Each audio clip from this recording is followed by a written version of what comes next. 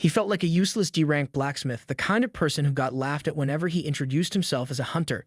Deep down, he knew he would probably die like a useless piece of shit. If he could just get stronger than anyone, even if he was just a support class, maybe his life could be different. It was the final step that unlocked everything, and at last, Shin Junso was ready to step into the world as a player. Shin was rushing through the forest, thinking about how he was late on such an important day. He met up with two people, and the girl, who was a C-rank hunter, said that finally he was there. Her name was Kim Jimin. A guy, Lim Do-won, joked about a newbie being late. Just as he was about to say something about his own experience, Jimin cut him off, asking him not to bring up after all. He was always the one getting late. Shin apologized for being late, and the three of them set off together. Lim joked again, saying Shin wasn't that late after all. Kim agreed, adding that they could just walk the rest of the way since Hyunwoo and Do-yoon were already inside. Shin nodded but couldn't help feeling bad. It had been 3 months since he joined the guild, and this was his first dungeon raid. And of course he ended up late. To make matters worse, he would be there as support, so he had to prove he was useful. When they met up with the other two, Do-yoon asked Shin if this was his first dungeon raid. Shin confirmed, saying he would be there as support. Do-yoon then explained that supports didn't have the same fighting abilities as hunters, so Shin would need to be extra careful. If he got too close to the fight, he could get swept up in it, but if he stayed too far, the others wouldn't be able to protect him. The key, Do-yoon said, was to keep up a distance. Since Shin was a maker, he just needed to stay back, waiting for the signal so he could create a dagger when needed. Shin then asked if it was really that easy, and Do-yoon nodded, confirming that the weapon Shin had was fine for now. Do-yoon also mentioned that it was an easy dungeon and that it was Shin's first one, so he didn't need to overwork himself. Just then, Lee Hyunwoo activated his mana, stating that since he could feel it, there must be a monster nearby. Lim told everyone to get ready for battle and said they would move in formation. Do-yoon turned to Hyunwoo and asked if there were any remarks. Hyunwoo replied that there were 3 small mana signatures and 1 big one.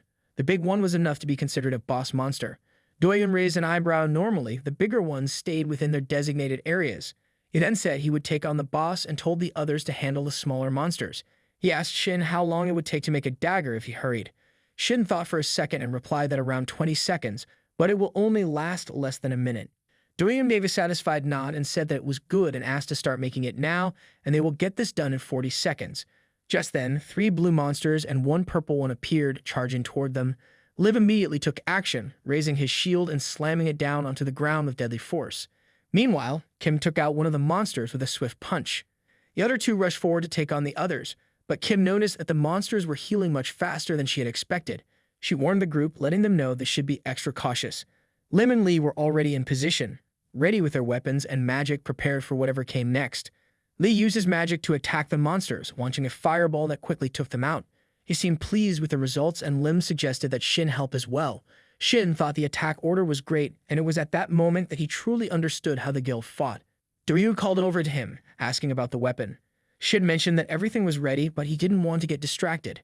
He continued making the dagger and threw it toward Do-yoon, who caught it easily. Do-yoon rushed forward, infusing the dagger with dark aura before slashing through the boss monster's head in a single strike. After a moment, the dagger disappeared as it had served its purpose. Lim looked around and wondered if anyone had been hurt. Kim quickly replied that she was fine. Shin, meanwhile, was impressed. The guild was much stronger than he had imagined. Each member was incredible on their own, and their teamwork was flawless. With enough accomplishments, they could easily become a top-tier guild. Compared to them, he felt like he was just someone who could make 1 dagger, not really contributing much. He wasn't sure if he even deserved to be in the same group as them. Do-yoon approached, patting him on the back and asking if he was okay. Shin denied it, thanking him and saying he wasn't really much help. Do-yoon raised an eyebrow, wondering why he thought that. He explained that because of Shin's help, he was able to save a lot of money. He revealed that his skill allowed him to consume weapons, meaning he wouldn't be able to afford even the cheapest ones on his own. That's why he needed a maker like Shin. It seemed all he needed was a weapon infused with mana to activate his skill. Once again, Do-yoon praised Shin for his work on his first dungeon raid and said he was looking forward to working with him again. Shin felt motivated by the compliment, thanking Do-yoon and promising to do his best in the future. Lim then suggested they take the loot, but before he could say more, the ground beneath them started shaking. Kim wondered if it was an earthquake. Lee quickly confirmed that the cave wasn't collapsing because they had already taken down the boss. Shin pointed ahead and said the wall seemed to be crumbling. Lee used his powers to get better look and confirm that it was like a pathway opening up, with the vibrations leading to another area. As Do-yoon mentioned the possibility of a secret place, Kim got excited and asked if this was the pathway to hidden treasure. She immediately urged everyone to go check it out. Kim was practically bouncing with excitement, but Lee told them to wait. It wasn't safe to rush inside. Doyun asked Lee if he had found anything, but Lee shook his head. Doyun wasn't too concerned, saying that the place wasn't going to completely fall apart. They would be quick. Lim, confirming that the guild master agreed, said to let's get inside. Lee, after a moment, agreed to join them. Doyun then called out to Shin, asking him to come along too. The scene shifted, and now Shin was running, chased by a monster. He couldn't understand how things had gone so wrong. Everyone except him was dead. This wasn't a monster that should have been in a D-ranked dungeon, and you would never heard of a monster that couldn't be detected by magic. The monster closed in, about to catch him. It landed a punch that sent him crashing to the ground so hard he spat up blood. His hands trembled as he tried to get up. He couldn't die like this. The monster lunged again, and Shin quickly made a dagger to throw at it, but it had no effect. The monster punched him once more, sending him crashing into the ground. The ice beneath him cracked, revealing water underneath. As he fell in, Shin thought to himself, so this was how it ended. D-rank support who can even use basic buffs like healing. He had finally joined a guild that actually needed him, but here he was running away like a coward, too pathetic to even be of use. He couldn't help but think that someone else would have been more helpful in this situation. Maybe he should have never become awakened. It was a dream he could never have reached. Then, out of nowhere, a screen appeared in front of him, telling him that he had discovered the spring and fulfilled all the conditions to become a player. Just as he saw the message, a bright light began to shine around him. A screen in front of Shin, showing he had received a new reward and needed to choose whether or not to check it. He wondered about this player thing and the reward. His mouth hung open for a moment as he thought about drinking some water, but then he snapped himself out of it. You don't know what's going on, and honestly, you don't care, he thought. He decided to just select yes. Suddenly, a massive dagger appeared, forming a set of stairs that helped him climb out of the ice and stand up against the monster. The system's voice echoed in his mind, saying he will inherit the experience of his previous life. Reward distribution completed. He used his power to summon several swords, launching them at the monster. The swords hit, and the monster was quickly taken down. Shin was left wondering what had just happened, and he felt unknown memories starting to take root in his mind. Before he could process it, the monster lunged at him. Reacting quickly, he created a giant shield just in time to block the attack. As the monster's punch slammed into the shield, Shin was shocked that he didn't take any damage. Even though it was a golem-type monster, it had incredible durability. But the shield was soon shattered by the monster's next hit, and Shin took a step back. If the information from those memories was correct, he thought, even though it's a golem type, its weak points and the tactics to take it down should still be the same. The problem was, the monster didn't seem to have any obvious weak points. Even if it took damage, it had a regeneration ability. So Shin decided to use his skill, Grid World, to get the upper hand. It was recommended that he deal damage from multiple angles at the same time. With his skill as the center point, he could materialize a grid in an equal distance radius. Anything created within this grid could move freely according to the user's will. Shin quickly released the attack, sending the grid to strike the monster from all sides, breaking it into pieces and killing it. At first, Shin thought of Grid World just as an auxiliary skill, something to help him use his creations more efficiently. But it seemed that as the skill's proficiency grew, it could also be used as an offensive attack on its own. The system window popped up, showing that the monster had been defeated. Shin was curious, but also confused. Could he not see the information about the dungeon monsters? Suddenly, a purple aura gathered around him, and just as he wondered what it was, a magic ball appeared in his hand. The system notified him that he had activated the passive magic absorption, but he still had no idea what that actually meant. His thoughts wandered to what had just happened. The memories from his previous life were coming back, but they didn't make much sense.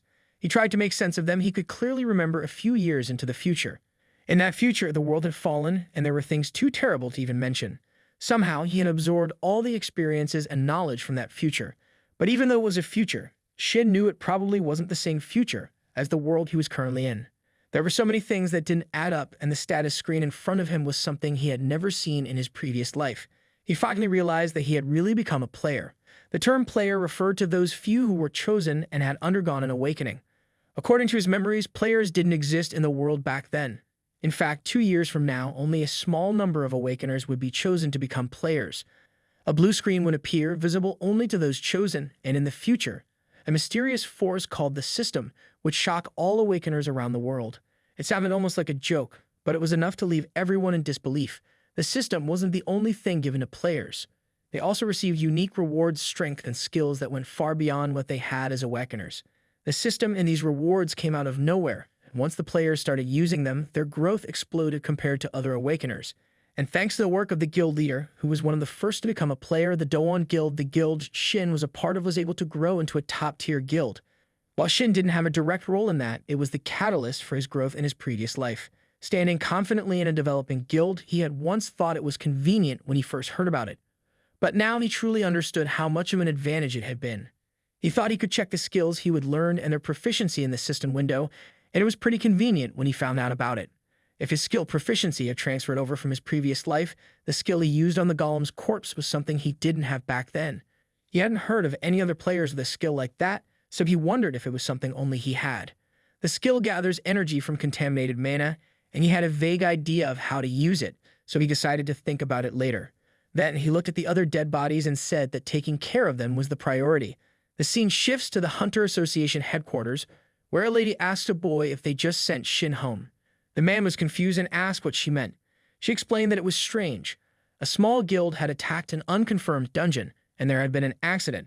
4 out of 5 members died, and the only survivor was a D-rank supporter. She said she would understand if he had run away while the other hunters were fighting, but that wasn't the case. He even took care of the bodies and reported everything to the association. Since the gate had already disappeared, they couldn't confirm anything further. She then asked him what he thought, mentioning that something felt off. He asked her if she really thought a D-rank supporter could kill a hunter, then patted her head with a file, telling her to wake up.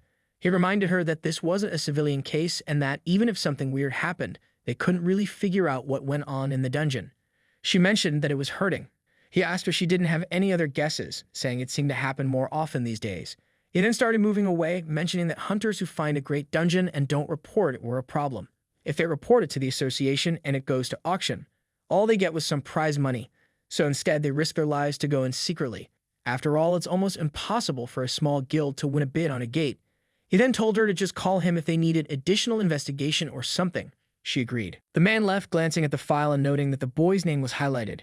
He thought that even though he would said all that earlier, it still felt different from a normal case. The whole situation had this lingering feeling that something was off. First of all, the boy's behavior during the investigation wasn't calm at all. He had almost no dungeon experience and had just witnessed an accident, so it wasn't weird for him to be panicking. There were some missing details, but the boy explained everything cleanly. Maybe it was just his personality. Still, something felt wrong, but he couldn't put his finger on it. It was frustrating, but it wasn't something for him to worry about now. He would have to go and check things out himself. On the other hand, Shin was walking while using his phone, thinking that no matter how he looked at it, something was off. He couldn't shake the feeling about the unconfirmed gate.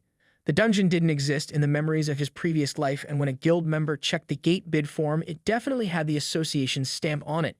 But it was still listed as an unconfirmed gate by the association. Someone must have impersonated the association and tricked the Doan Guild, or maybe the association itself was involved. What bothered him even more was that it hadn't just happened to the Doan Guild. As the investigator mentioned, there were already multiple cases involving unconfirmed gates and missing people, and even though he didn't know all the details, he noticed a common theme among all the guilds mentioned in the news. They all had players in them, like guild leader Doyun, and even prodigies who would be called heroes in the future. It seemed like someone wanted to erase the existence of those heroes. That's when he decided he had to hide his abilities for now. He would become the only survivor of a missing person case that would likely remain unsolved. If he acted suspicious, he would get caught immediately. He had about 2 years until the first player's selection to prepare. He needed to use every skill at his disposal and by that time develop even more. He had to find a way to grow without drawing too much attention. As he checked his usable skills, he found something interesting and clicked on it. A year had passed and a group of people found themselves in the forest fighting off monsters. As he struck one of the monsters, his sword broke and the creature knocked him back. He barely managed to land safely. Suddenly, the monster leaped at him again and he tried to dodge. Everyone around him was terrified. It was then that they realized the monster was a Null Lord. The boy spoke up, recalling that such creatures only appeared in E-rank dungeons, so it should freeze to death. You would also hear that even among D-rank monsters, a Null Lord was tough to deal with. The monster charged at them, passing him to attack another person. The second boy raised his shield to block, but he was struggling. He warned that if they kept blocking like this, they wouldn't last long.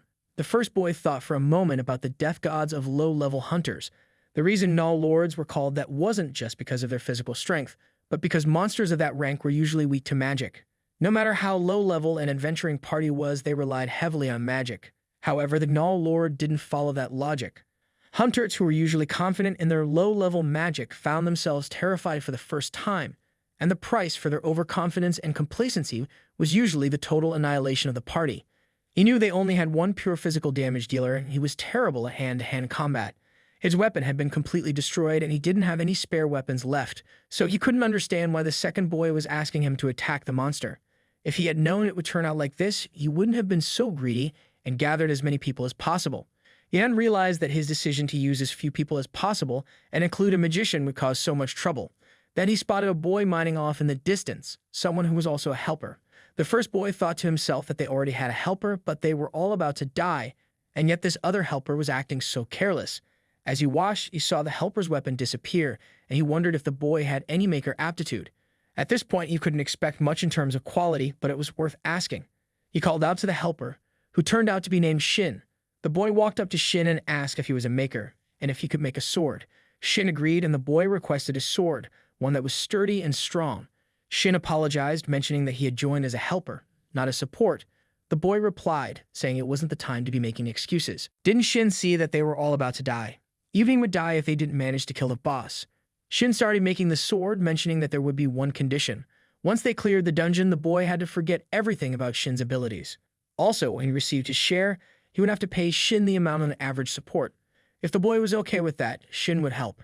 The boy scoffed, wondering what kind of quality Shin's sword would be, given that he couldn't even get a job as a maker and was stuck running around as a helper. He didn't think they could clear the dungeon with just any weapons, and if Shin was going to be stubborn, it wouldn't help. Shin responded, laughing. He said it was funny, because good weapons were an essential part of clearing a dungeon, and as long as he had that necessary element, he guaranteed they would be able to clear it. With that, Shin started making the sword. The scene then shifted to the Overkill Guild, one of the 3 major guilds in Korea. A girl knocked on the president's office door. The president called for her to come inside. She entered and mentioned that the Awakeners Association had requested their cooperation, especially due to a dungeon with a rank error.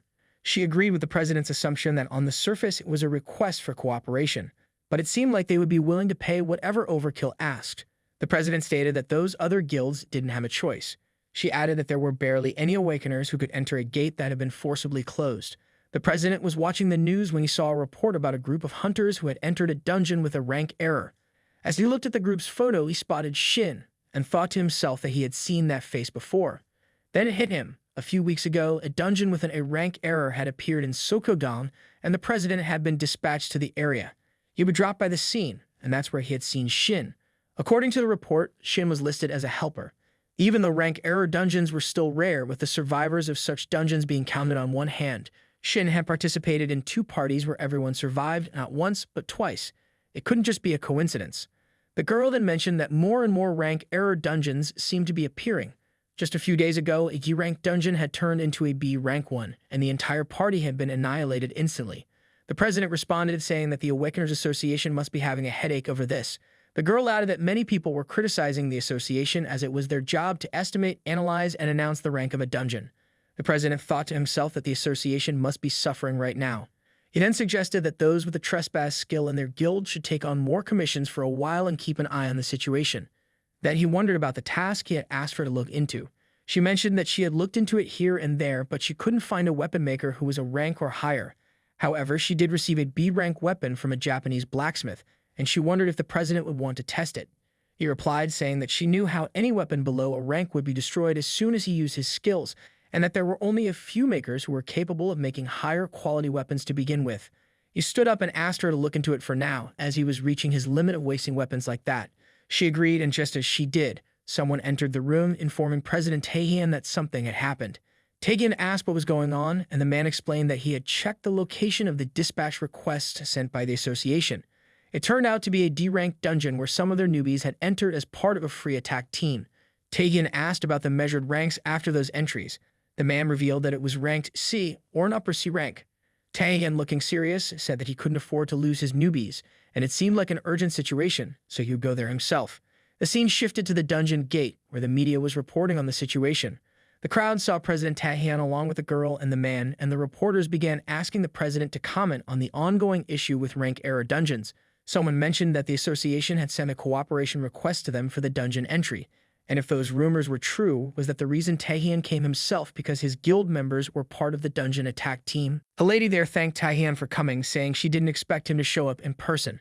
When he asked about the situation, she revealed that the attack team consisted of 6 hunters, 2 supporters, and 1 helper. All of them had higher than required qualifications, but those numbers didn't matter. The dungeon had been reanalyzed as a C rank. Taedian then asked how long it had been since the attack team entered. She replied that it had been almost 2 hours. Taegeon stated that he didn't know how many were still alive, but he would do what he could. With that, Taegeon, along with Minhisu the girl, stood in front of the dungeon gate. She handed him a sword, and he used his skill Trespass to slash it, creating a flare of energy that caused a strange black area to appear ahead. This skill involved forcefully pushing through the racks of mana. It could bypass walls or barriers, including gates. However, while it worked in another dimension, it only affected the user, not the surrounding area. The sword broke as a result. After handing it back to Min, Taehyun told her to be careful, and she wished him the same. He finally entered, taking in the humidity and temperature. Considering the bad smell, he guessed it was some kind of reptile. When he noticed there were no pollutants on the floor, he figured it was a monster with some level of intelligence. Based on the dungeon's rank, the answer was clear. It was a lizard man. He crossed over numerous dead bodies of monsters, thinking that by looking at the lizard man corpses, he could estimate the size of the group and their fighting capabilities. He also noted the level of distress the party had been in, as identified in the preliminary report. They were likely all dead by now, and he couldn't help but fear the worst-case scenario. Suddenly, he heard a rumbling sound. Moving forward, he arrived at the location of the party and saw the situation with his own eyes, something he hadn't expected. A monster was attacking a hunter with a sword, while the other hunters continued battling. Taehyun observed from the side, thinking that the lizard man were clearly overwhelming them. Judging by their speed and movement, the lizard man were far stronger. Then he saw one of the lizard men strike a hunter's sword, sending it flying a good distance away. The monster was about to attack the unarmed man with a sword when Taehyun thought it's not too late yet. As the lizard man swung his weapon, Shin appeared, making a sword materialize in midair to block the blow. Taehyun still hadn't reached them, but he wondered if it was magic, how else could a weapon appear out of thin air? He watched as Shin used his magic to create the sword, and as their eyes met, they locked in a brief but intense moment of recognition. Shin quickly counted the people around him, and when he counted Ta as the 10th, he remarked that he was sure only 9 had come in. Ta wondered what Shin was talking about. Just then, another lizard man knocked a hunter back and was about to attack, so Tae rushed in with his sword. Shin couldn't believe Ta had come to rescue them himself. He was carrying around a weapon he didn't even use, and Shin wondered if that was his sphere weapon. Ta used his sword to block the lizard man's attack and then ordered the others to fall back. With a swift motion, Ta unleashed a series of slashes, creating flares with his sword that cut down the lizard man in an instant. He thought to himself that he hadn't even used his full strength yet. The weapon was clearly B rank, but it felt so weak. As Ta took down the lizard man, another one appeared to attack. Ta dodged and avoided the blow, causing the lizard man to crash to the ground. Shin approached Ta and asked if this always happened when he used his skills, commenting that it looked like some serious wear and tear on the weapons. Ta wondered if Shin was trying to pick a fight with him. Ta then called out to Tar, asking him to use his weapon and not destroy any more of the poor, fragile weapons. Ta was surprised when Shin materialized a weapon with a single gesture. Not only was Shin a weapon maker, but he was extremely skilled and competent, far beyond the average. Ta couldn't understand why someone so talented was acting as a helper. Ta had heard that low-grade supporters often took on helper roles because they were low on money. Shin took Ta's weapon and mentioned that there would be a condition. Once Ta cleared and left the dungeon, he had to forget everything about Shin's skills and Shin himself. Ta raised an eyebrow, asking if Shin thought he could forget just because he wanted him to. Shin replied that if Ta didn't agree, he could just go ahead and smash all his high-class weapons. Ta thought for a moment he knew that the weapon would probably break the moment Shin used a skill on it, but having more weapons couldn't hurt. So Ta agreed, promising he would forget about it. Shin smiled, saying that was great, and told him to go ahead and go wild. Ta rushed to attack the lizard man, flaring his sword and breaking the monster's weapon. Shin watched in surprise, thinking that Ta was only planning to deflect the attack, but instead the opponent's weapon was destroyed first. Ta's control over his weapon was far beyond what Shin had expected. He wondered if Ta's weapon was just that much stronger. Shin, intrigued, thought to himself that the weapon maker must be capable of manifesting a weapon that was at least B rank on the spot. This was getting interesting. Shin then decided to test just how capable the weapon was and cranked up the power. He stabbed the lizard man using Fire Blast as well. After that, he jumped behind the lizard man, stabbing the weapon into its head and releasing another blast of fire. The lizard man spat out green blood as it fell, and Tao stood there, his weapon, the one made by Shin, covered in the blood. He looked at the weapon in surprise, noticing that there wasn't a single scratch on it. Just as he was about to think further, the newbies from his guild appeared, calling out to him. They thanked him, saying that it was because of Ta that they were alive and saved. Ta replied, relieved that none of them seemed badly hurt. They told him that they couldn't even fight with their own weapons, but thanks to Shin, they had been able to hold out. Ta then turned to Shin and asked for his name. Shin wondered why Ta would want to know the name of a helper. Ta replied that they should at least know each other's names. He then introduced himself. Finally, Shin approached and introduced himself as well. He said he would leave the magic stones at the dungeon's entrance. The others agreed, but Ta asked Shin to come along with him to the boss room. Shin replied that he was just a helper. Ta insisted, explaining that the dungeon had already turned into an error dungeon, which meant that if they didn't defeat the boss, no one would be able to leave whether they were a helper or a supporter. Shin responded, mentioning that Tar was more capable of taking down the boss.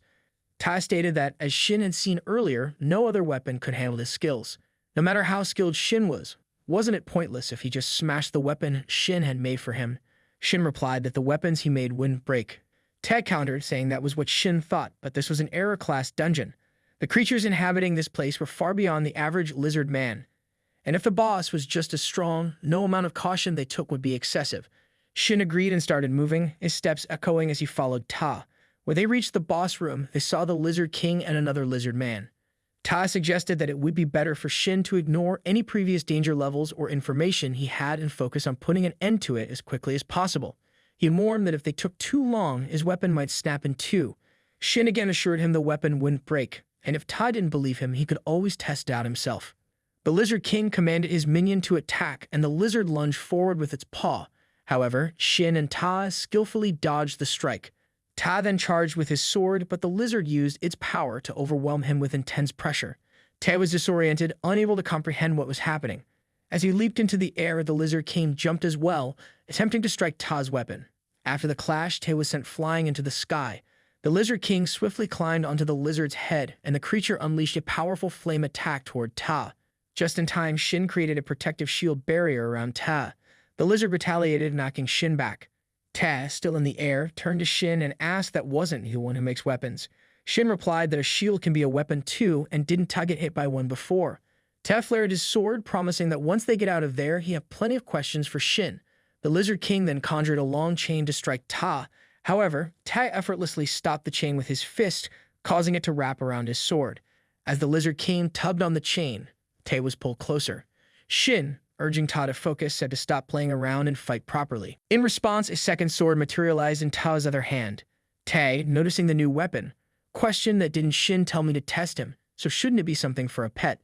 The weapon captured by the chain vanished, and Ta used his second weapon to strike the lizard with several swift slashes as he closed in. The Lizard King watched intently, but Ta threw his sword at him, followed by a powerful kick that sent him reeling backward. Furious, Ta leaped into the air, his sword flaring with energy as he prepared to attack again. The Lizard King, now focused on Shin, attempted to strike him, but a transparent barrier appeared, protecting him. Shin, growing angrier, wonders if the Lizard King really think he can threaten me with webs. Ta, equally enraged, stood ready for the next move. After a while, the entrance to the dungeon, which had been glowing red, shifted to a calm blue. Outside, people began to wonder if the dungeon had been cleared. As the group emerged, reporters rushed over to Ta, bombarding him with questions about the dungeon's interior, the boss monster, and whether everyone had been saved. Men approached Ta, asking if he was injured. Ta reassured him, saying that he was completely fine. The hunters surrounding him praised his efforts, with one girl mentioning that if it weren't for him, they would all have perished. Shin, meanwhile, handed the team leader a bag of magic stones, explaining that he had already received his payment in advance and was leaving.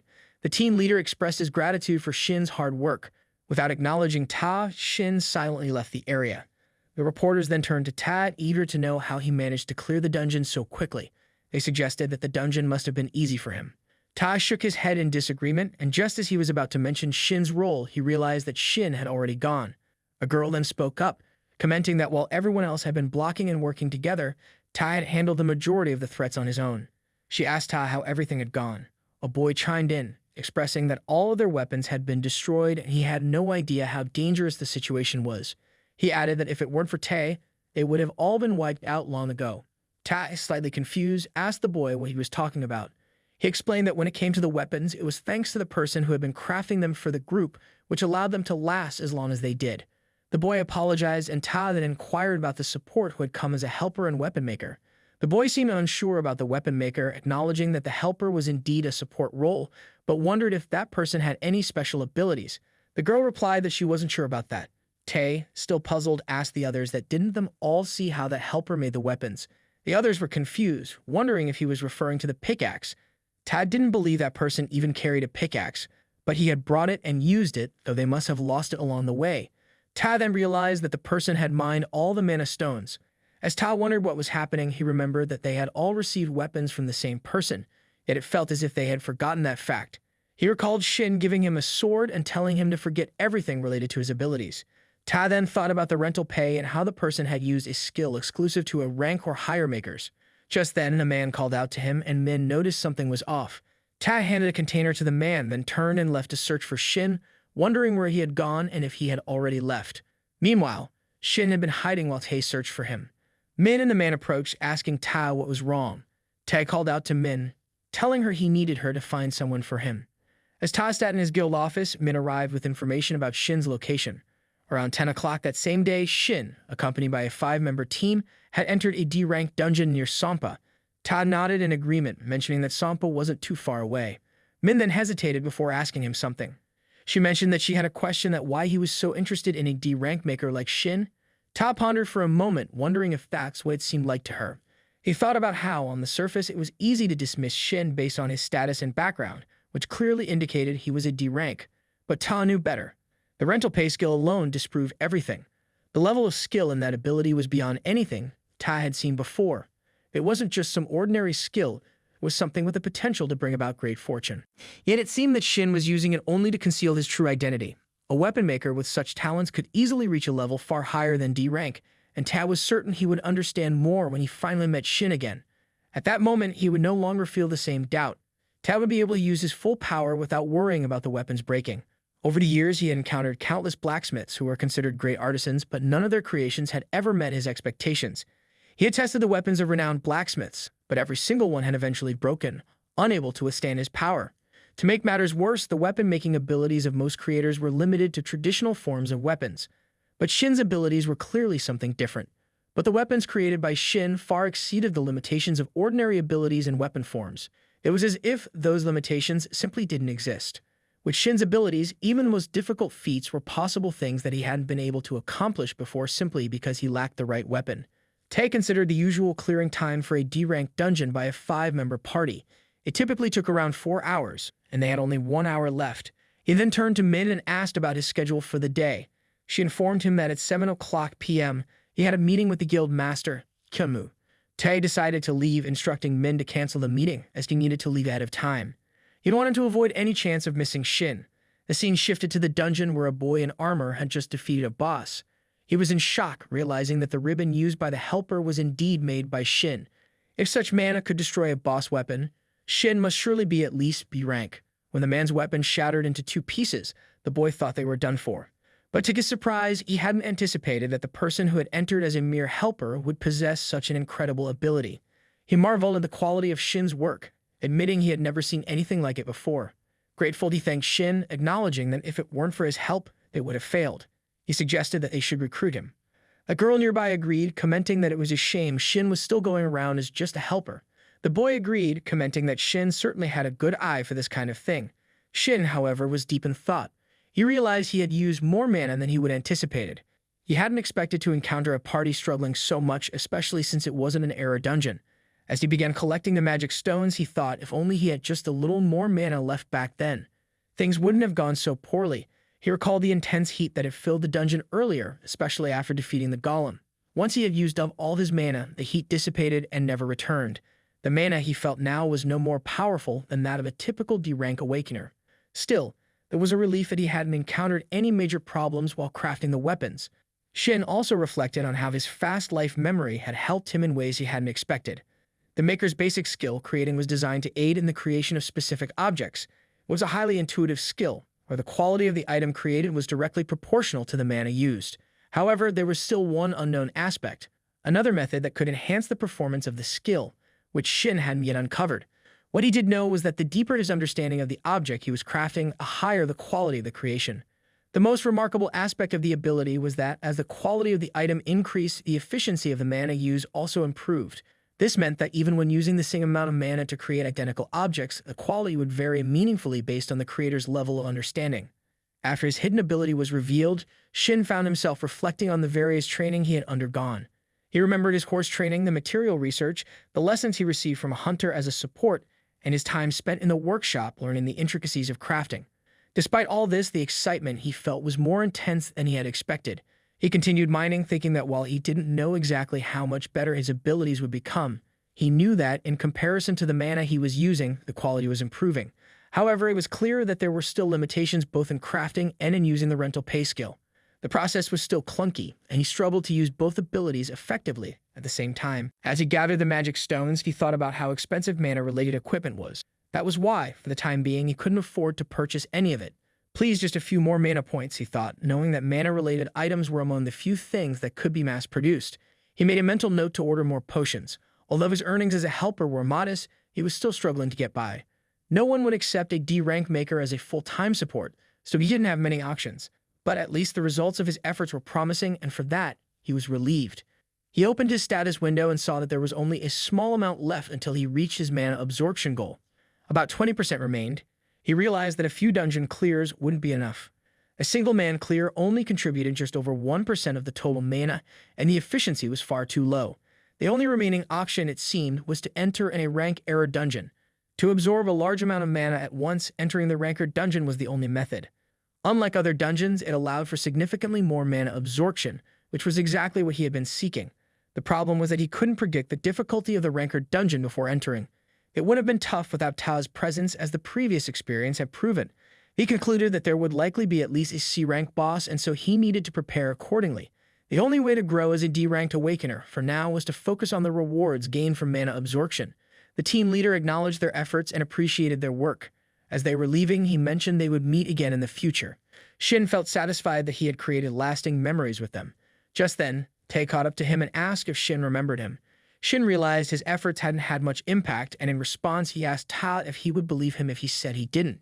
Ta responded by handing him a card, and Shin inquired what kind of work Ta wanted from him. Ta explained that he had something important to discuss, which was why he was asking for a little of Shin's time. When Shin saw the Overkill Guild name on the card, he recognized it as one of the top 3 guilds in Korea. He knew he wasn't in a position to get involved with such a prestigious guild yet, so he needed to find a way to politely decline. Shin claimed he didn't have any time, mentioning a prior dinner appointment. However, as he tried to leave, Tad placed a hand on his shoulder and insisted that Shin wouldn't regret the conversation. Tag assured him it would be quick and even offered to treat him to dinner. Shin retorted, noting that as the guild master, Ta must have plenty of time, unlike a low-ranked supporter like him. Tai admitted this was true. Shin wasn't thrilled about it, but he realized he needed to gauge how much the rental fee had affected Ta. Reluctantly, he agreed to talk for a while. The 3 of them went to a traditional house for dinner, and Shin asked what business the guild master of the Overkill Guild could possibly have with a D-ranked supporter like him. He suspected it was simply because Ta had too much free time and wanted to make small talk. Ta, however, explained that, as Shin had noticed, his class was Berserker. While this granted him overwhelming attack power, it also came with a limitation of menial weapon capable of withstanding the immense force. For a Berserker, finding a weapon supplier that could match their needs was crucial, and Ta had been searching for one tirelessly. He had visited countless places both within and outside the country. From the best blacksmiths to the most renowned weapon makers in the field, he had left no stone unturned. If there was even the slightest chance that a weapon could meet his requirements, he would commission it without hesitation, regardless of time or cost. However, every weapon he had used up until then had been unable to withstand his full power except for one, the sword created by Shin. Shin realized then that the rental pay hadn't had any effect on Ta, and he didn't believe there was a nullification skill in the Berserker class. Tae's careless confidence made Shin wary. He knew he would need to be cautious when using such a strategy with higher-level hunters. Ta, sensing the change in Shin's demeanor, decided to be more direct. He asked if Shin would be interested in joining his guild. Knowing that Shin wasn't currently affiliated with any guild, Ta promised that, if he joined, Shin would receive the best possible treatment.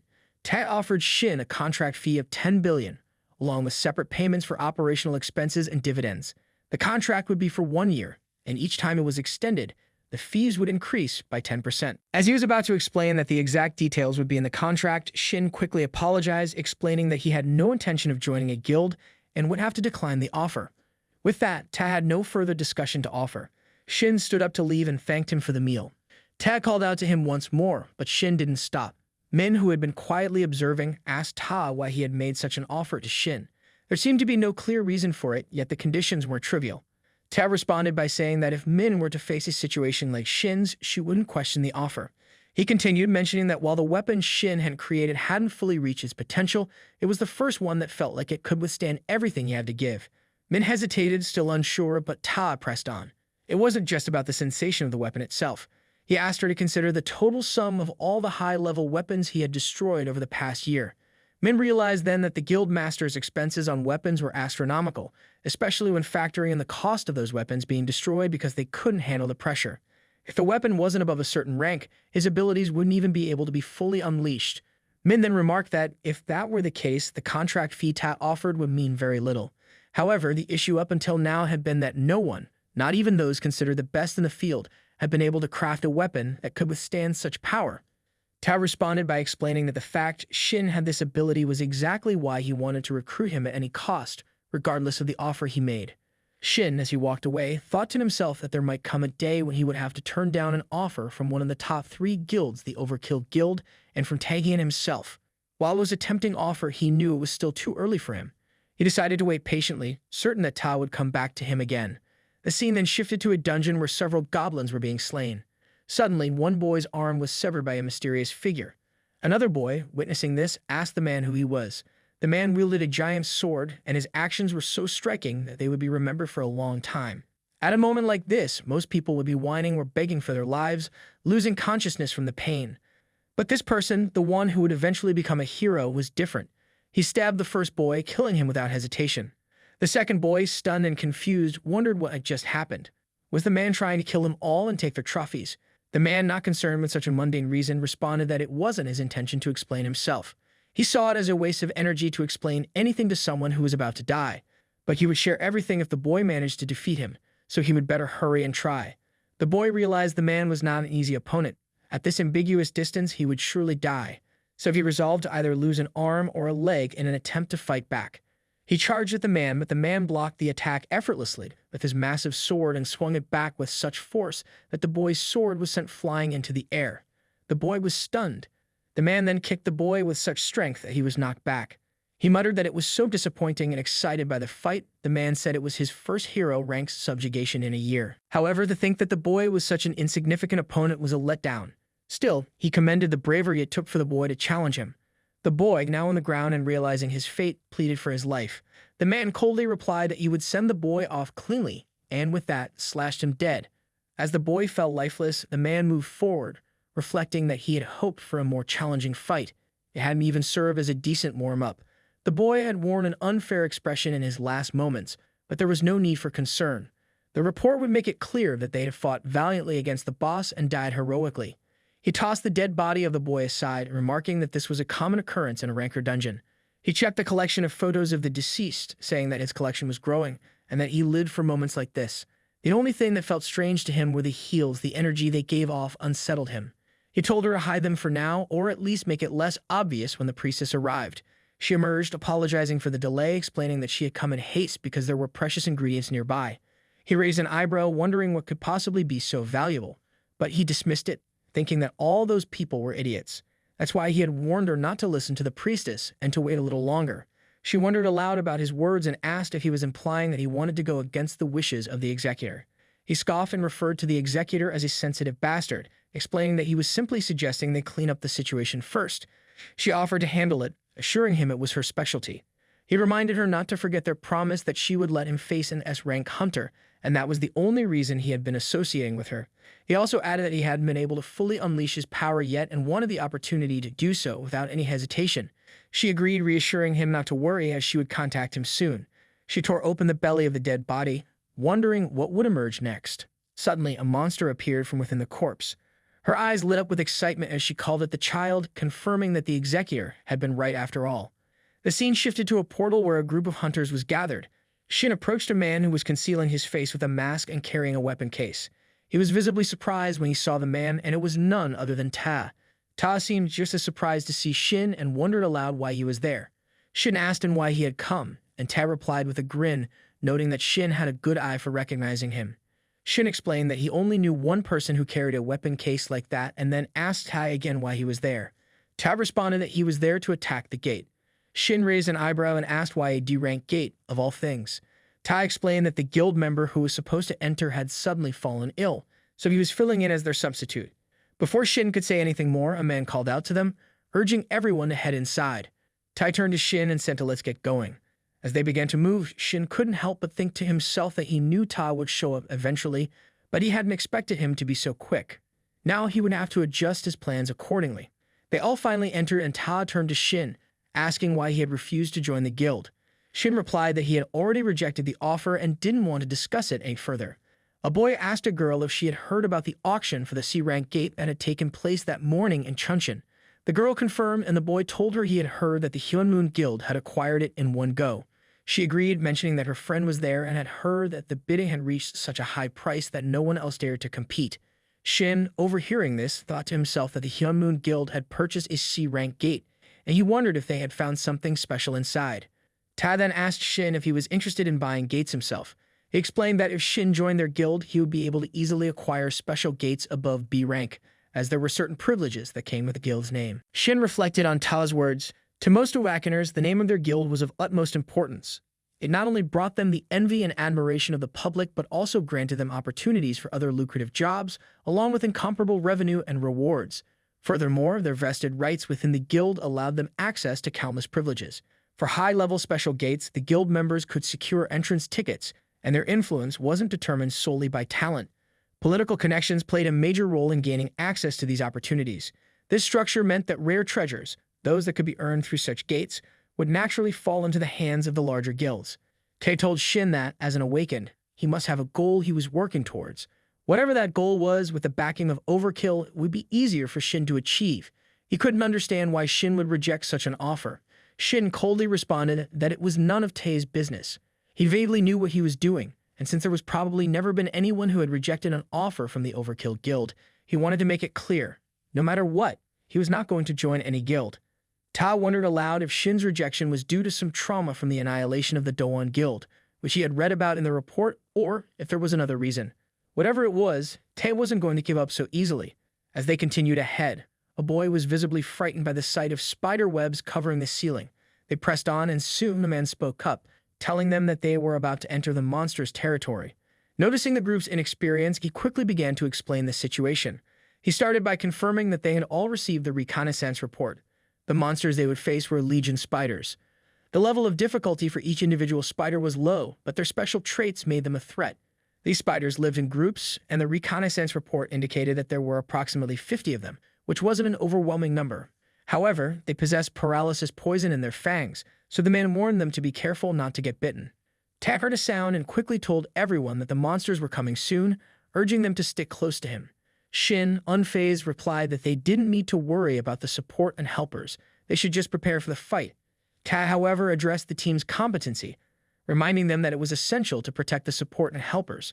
It was a rule hunters had to follow, no matter their abilities, situation, or whether they agreed with it.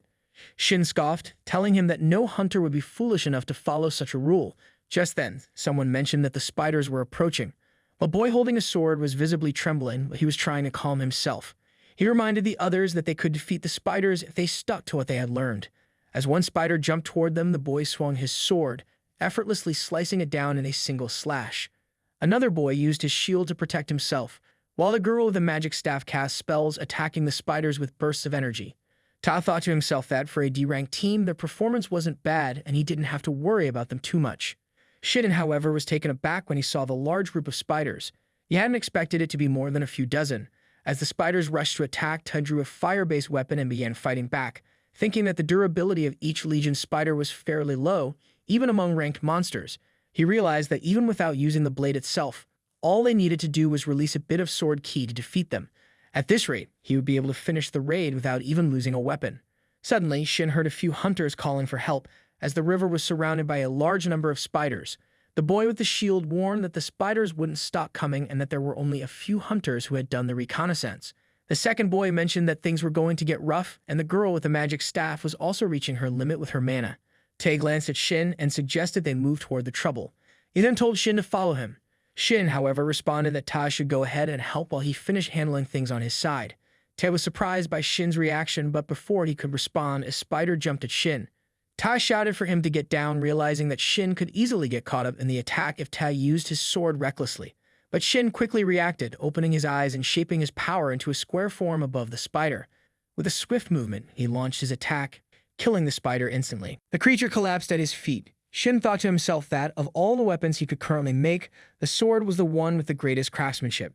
It would be the most effective for dealing multiple hits and pouring power into them all at once, something that would be impossible with his current mana reserves. But if he could harness his power in this way, there was nothing better. Shin focused his energy, directing it like a sword, and with a swift motion he launched it at all the spiders in his vicinity, cutting them down in a single strike. Tat watched, surprised, as Shin stood atop the head of one of the fallen spiders, his movements calm and precise. The sword had been stabbed into the spider's body, and Tat was surprised by the wide area of attack. He thought the battle must have lasted at least 10 seconds, that Shin managed to deal with all the dozens of Legion spiders in that short time. Tai wondered if Shin used materialization in the fight, but quickly dismissed the thought after all. Shin was a talented support who could hold his own.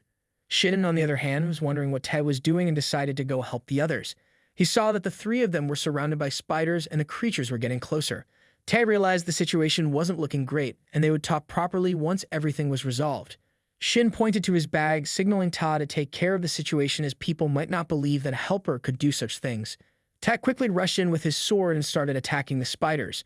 After he defeated them, a man thanked Ta for his help, saying they wouldn't have made it without him. The man was a little surprised, though, as he hadn't expected Ta to be the guild master of Overkill Guild. Ta apologized for not revealing his identity earlier, but mentioned he was just quietly investigating the dungeon. The girl was shocked by his apology. She couldn't believe they would survive because of him. Watching him take down the spiders with such skill was so cool, and she even asked if she could take a picture with him once he was free. Someone came by and interrupted, and the girl quickly saw this as her chance to approach. The boy holding a lantern and Shin showed up, apologizing for being late. They started collecting the byproducts as they went. After exploring the area, they found that there were no other masters around, and they figured out how to go even deeper. The boy in armor suggested that they shouldn't continue the raid any longer. It was unfortunate, but he thought they should call it off. The first boy, not understanding, asked why they had to stop when there wasn't much left. The boy in armor explained that the number of Legion spiders and the geography of the dungeon were completely different from what the reconnaissance report had shown. He went on to say that the dungeon existed past gates that separated it from their world. These dungeons were home to bizarre creatures and landscapes that couldn't be found on Earth. The whole concept of dungeons and the Awakened weren't fully understood yet. For the newly awakened, the most important thing was information about the dungeon.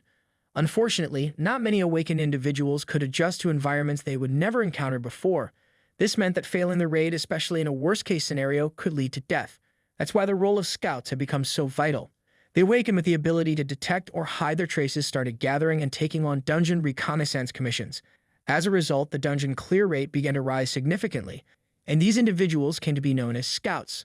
The boy in armor explained that the accuracy of these recon reports was usually above 98%, so it was unlikely that this situation was just a mistake. However, they couldn't rule out the possibility that it was a rank error in the dungeon. The second boy hesitated for a moment, suggesting that since they had Ta, wouldn't it be okay to continue the raid? The armored boy responded that he understood the boy's desire to press on, but they had already received Ta's help once, and if they weren't careful, they could all end up in danger. The boy, determined to clear the dungeon and with his own reasons for wanting to continue, asked if there was any other way. The girl seemed to feel the same way. The armored boy questioned if their reason was really more important than their lives. Once they entered the boss room, there would be no turning back, and he didn't want that to be the case for any of them. He suggested they exit first and report to the association. Ta, however, said he was fine to continue. Even though he was there to investigate, he was still part of the team. If the raid progress could help him come to a conclusion, then there was no reason not to keep going. And if he wanted to investigate further, the boss room was the place to be. The armored boy bowed toward Ta, shamelessly thanking him for agreeing to continue. Then he started to talk about being the leader, but Ta just told him not to worry about him and to continue leading as they had from the start. The boy agreed, saying to let's get going, and asked everyone to follow him. The five of them moved forward and soon found themselves in front of a gate.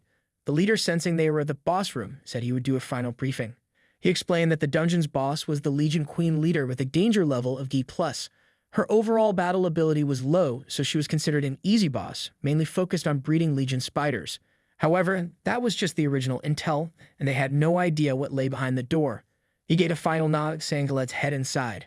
The girl created some light to help them see, but Tae couldn't sense anything unusual. The leader warned them to be cautious since it was the boss room. They soon spotted the queen spider and a few others nearby, as well as a boy dressed like a spider, the one mentioned in the briefing. The girl breathed a sigh of relief, noting that the boss looked exactly as expected. She planned to attack first with lightning magic, and her strike caused the queen spider to fall to the ground. The leader wondered if the boss was already dead, but you had never heard of such a thing before. Something had changed, so he quickly ordered everyone to retreat. Suddenly, they heard a disturbing sound, and a very deadly spider with a human-like upper body appeared. It was an arachne. Tide immediately prepared to strike, realizing that a B-rank monster had appeared. He knew that his sloppy swordsmanship wouldn't leave a scratch on it, so he had to make sure his first blow did the most damage possible. He was about to deliver a fatal strike when, to his surprise, his weapon broke into pieces mid-swing. As he was sent flying through the air, Tae realized his sword was destroyed and he couldn't deliver the finishing blow. Just as the arachne was about to attack, Shin quickly created a temporary weapon for Tae, telling him to buy some time until he could forge a proper weapon. Shin was using up his mana, but it wasn't working at all. He started to wonder if he had drained it completely. It was amazing that he had lasted this long with his current mana levels. Thanks to the potions, he was able to keep going, but he could only drink one bottle a day anymore, and they could become addictive. After drinking the potion, he noticed the effects were still good, but it was too late for him to make a proper weapon. He began crafting it, thinking about how the arachne was a high-level B-rank monster, while the error boss that should have appeared was the C-rank monarch spider. They were incredibly lucky that Ta had joined them. Without him, it would have been nearly impossible to face the arachne with their current group.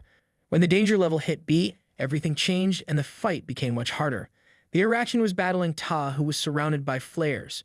Shin thought to himself that his fighting power was equal to 5 A-rank hunters. Given the arachne's abilities, they couldn't rely on Ta alone. He turned to the others and told them to get ready. They should be able to move now since the arachne's killing intent had shifted targets. The leader of the party wondered who Shin was. The second boy questioned why someone so talented was participating as a helper.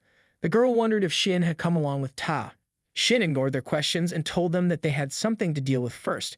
He then quickly made 3 weapons based on the abilities of the 3. He told them to pick up the weapons in front of them and either raid the dungeon by defeating the spiders or run away and wait outside until the situation cleared up. Shin trusted that they would make the right decision. As more spiders rushed toward them, the boy slashed through them with the sword, amazed by how powerful it felt. He had never wielded such a weapon before. With each slash, it felt like cutting through paper, and even wondered if killing monsters was always this easy. The girl, using high-level magic, attacked all of them at once. The leader watched in surprise, realizing that the only thing that had changed was the weapon, yet the power of her skills had increased several times over. He wondered if the weapon Shin made was really that good and who exactly Shin was. Taz's sword was now covered in green blood from the high-level monsters, and he found it a bit tough to buy time. As the arachne came charging to attack, Ta thought to himself that he needed to finish this as quickly as possible. He rushed in with his sword, slashing down the arachne, and to his surprise, the sword held up fine. He realized it was much stronger than before, just like Shin had explained. Suddenly, a wave of spider heads appeared, and the girl wondered where they had come from and where they were going. The leader quickly figured it out. The spiders were heading straight for Ta. Ta told everyone to back up. He suspected that the arachne had hidden these spiders, and things were getting more complicated. He also realized that the arachne's abilities were activating. As the spiders reached the arachne, Tae understood what was happening. The arachne was sacrificing the spiders to transfer their life energy to herself, effectively reviving her. He realized that the arachne would keep coming back unless they killed all of the spiders. Tae rushed in to attack again, thinking that he needed to increase his firepower and finish the battle in one blow. As the flares burned on his sword, it started to break apart, which made Ta worry. Shin, watching, commented that Tae was more amazing than he had thought. Even though Shin had made the sword with his barely remaining mana, he never expected Ta to actually destroy it. Shin quickly made another sword, telling Ta to use it. This one wasn't the single-edged sword Ta was used to. It was the most durable weapon Shin could create. As soon as Tae grasped it, he could feel its strength. With this new weapon, he was confident he could defeat them all in one strike. He coated the sword with his flares and prepared to strike. He mentioned that he would be a bit unfamiliar with two-handed sword combat, but it seemed like the right choice for the situation. He lifted the sword and delivered an explosive slash at the arachne, landing a devastating blow. Shin realized that the explosion was likely an innate skill of a berserker. It was probably the first time Ta had used the skill properly. Normally, this skill caused the user to lose their rationality in exchange for overwhelming power. Ta cut the arachne clean in two and thought to himself that it would have been difficult to handle the aftermath if the weapon had shattered. Ta felt the danger of the situation. If he hadn't released all of his power, his rationality might have been consumed, and that was the second time since his awakening that it had nearly happened. He realized he had used his skill properly this time, but it was still unsettling. As he looked at Shin, he understood that Shin was no ordinary awakened. The moment his abilities were discovered, the whole world would focus on him. They stood there looking at the dead body of the Araxian, which radiated an overwhelming amount of mana. It was nothing like any other dungeon-era boss they had encountered. Shin called out to Ta, asking if he felt anything from the corpse. Ta shook his head, replying that the boss wasn't dead yet.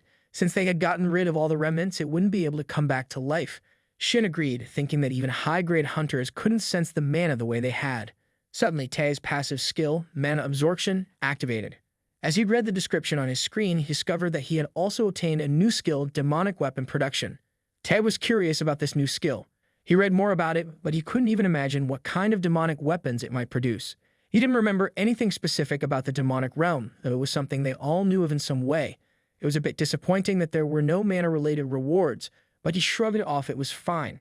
Tae realized that, thanks to the Araxian, he had already reached half of the mana he needed, and it didn't seem like the rewards would stop there. He called Shin over, waving his hand, and told him he had something to say. Shin, curious, asked what it was.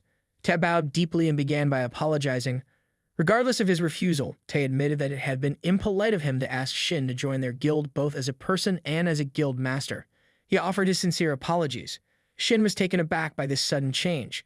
The leader of the party was equally shocked to see Ta bowing to Shin, a D-rank helper. But then again, considering Shin's earlier abilities, it was clear he wasn't just any normal person. The leader thought that Shin might actually be a hidden talent of the Overkill Guild. The boy and girl arrived, with the boy mentioning that they had searched everywhere and there were no remnants left. The girl added that she thought the Araxian must have taken all the monsters in the dungeon earlier. The boy looked impressed and remarked that the weapon was amazing. It sliced through monsters without the need for any energy. The girl agreed, saying she had never heard of a weapon maker like that before and wondered if Shin was somehow related to the Overkill Guild. The leader motioned for them to leave and contact the association. The boy, still curious, asked if there was any particular reason they should leave so soon. The girl agreed, saying she wanted to thank Ta and the helper first. The leader turned to them and quickly urged them to leave the area, calling it a disgusting place. The boy agreed and asked him to stop rushing them. As they were leaving, the leader glanced back, thinking it was clear that the helper must be connected to the guild. It was good to leave now without attracting any unwanted attention or getting involved with the affairs of a big guild. Things would only get tiring for them. However, he couldn't help but think that no matter the emergency situation, revealing that kind of power so easily was different from what a big guild would usually do. Such guilds tended to emphasize security and caution. Shin agreed with the leader, mentioning that even though Ta had used the rental pay, it was strange to see him bowing his head to just anyone. Ta then spoke up, telling them that the guild wouldn't bother Shin anymore. He wouldn't follow him around, but that didn't mean they were giving up. It was his first real opportunity, and he wanted to make a contract. He promised that Shin would like the terms. The next morning, Shin arrived at the Overkill Guild and met Min. She greeted him warmly, saying it was nice to see him again. She introduced herself as the attending secretary of the guild and said she was in charge of the contract proceedings for the day. She handed him a document to sign. Shin thanked her, mentioning that Ta had said he would contact him right away, but he hadn't expected it to be the next morning. Min explained that Ta had told her to proceed with everything as quickly as possible. Shin wondered what this was all about and felt like things were getting more serious than he had anticipated. Min mentioned that the room they were in was a special reception area inside the guild, one with particularly strict security. She reassured him that if he was worried about any leaks, there was no need to be concerned. She handed him a paper explaining that it was the contract with the conditions Ta had discussed with him inside the dungeon. She added that while it would take some time, the contents of the contract could be changed if necessary, so he should feel comfortable sharing his thoughts. As Shin looked at the document, he realized it was exactly as Ta had described in the dungeon, and it felt much more real seeing it organized like this. He set the paper down and told Min that there was no issue, so they could proceed. He reflected on his conversation with Ta in the dungeon, where Ta had mentioned that he would be an unofficial supporter. Although it was just a guess, Shin now vaguely understood why Ta had been so reluctant to join a guild. For a number of reasons, he needed to hide his true identity. If that assumption was correct, this offer could be of help. They could secretly supply him with materials he needed, top-tier ingredients, and access to the gates without the usual attention. While the contract would need to be formalized, everything would be handled discreetly. Shin couldn't help but wonder why Ta was being so generous. Ta responded, saying it wasn't for free. He laid out his condition. Shin would need to help him with the commissions he personally assigned. However, Ta clarified that he wouldn't force him. If Shin didn't like the commission, he could refuse. Shin then asked that what if he only take the support and don't help with anything. Ta smiled and told Shin that it was fine. The purpose of the contract, after all, was to establish a connection between Shin and the guild while preventing him from joining any other guilds. Accepting the commission would simply be a token of Shin's sincerity. As they spoke, they heard footsteps approaching, and Ta remarked that it was just the right time. Two men entered the room, one of whom introduced himself as part of the investigation team from the Hunter Association. The second man asked Ta if he was okay.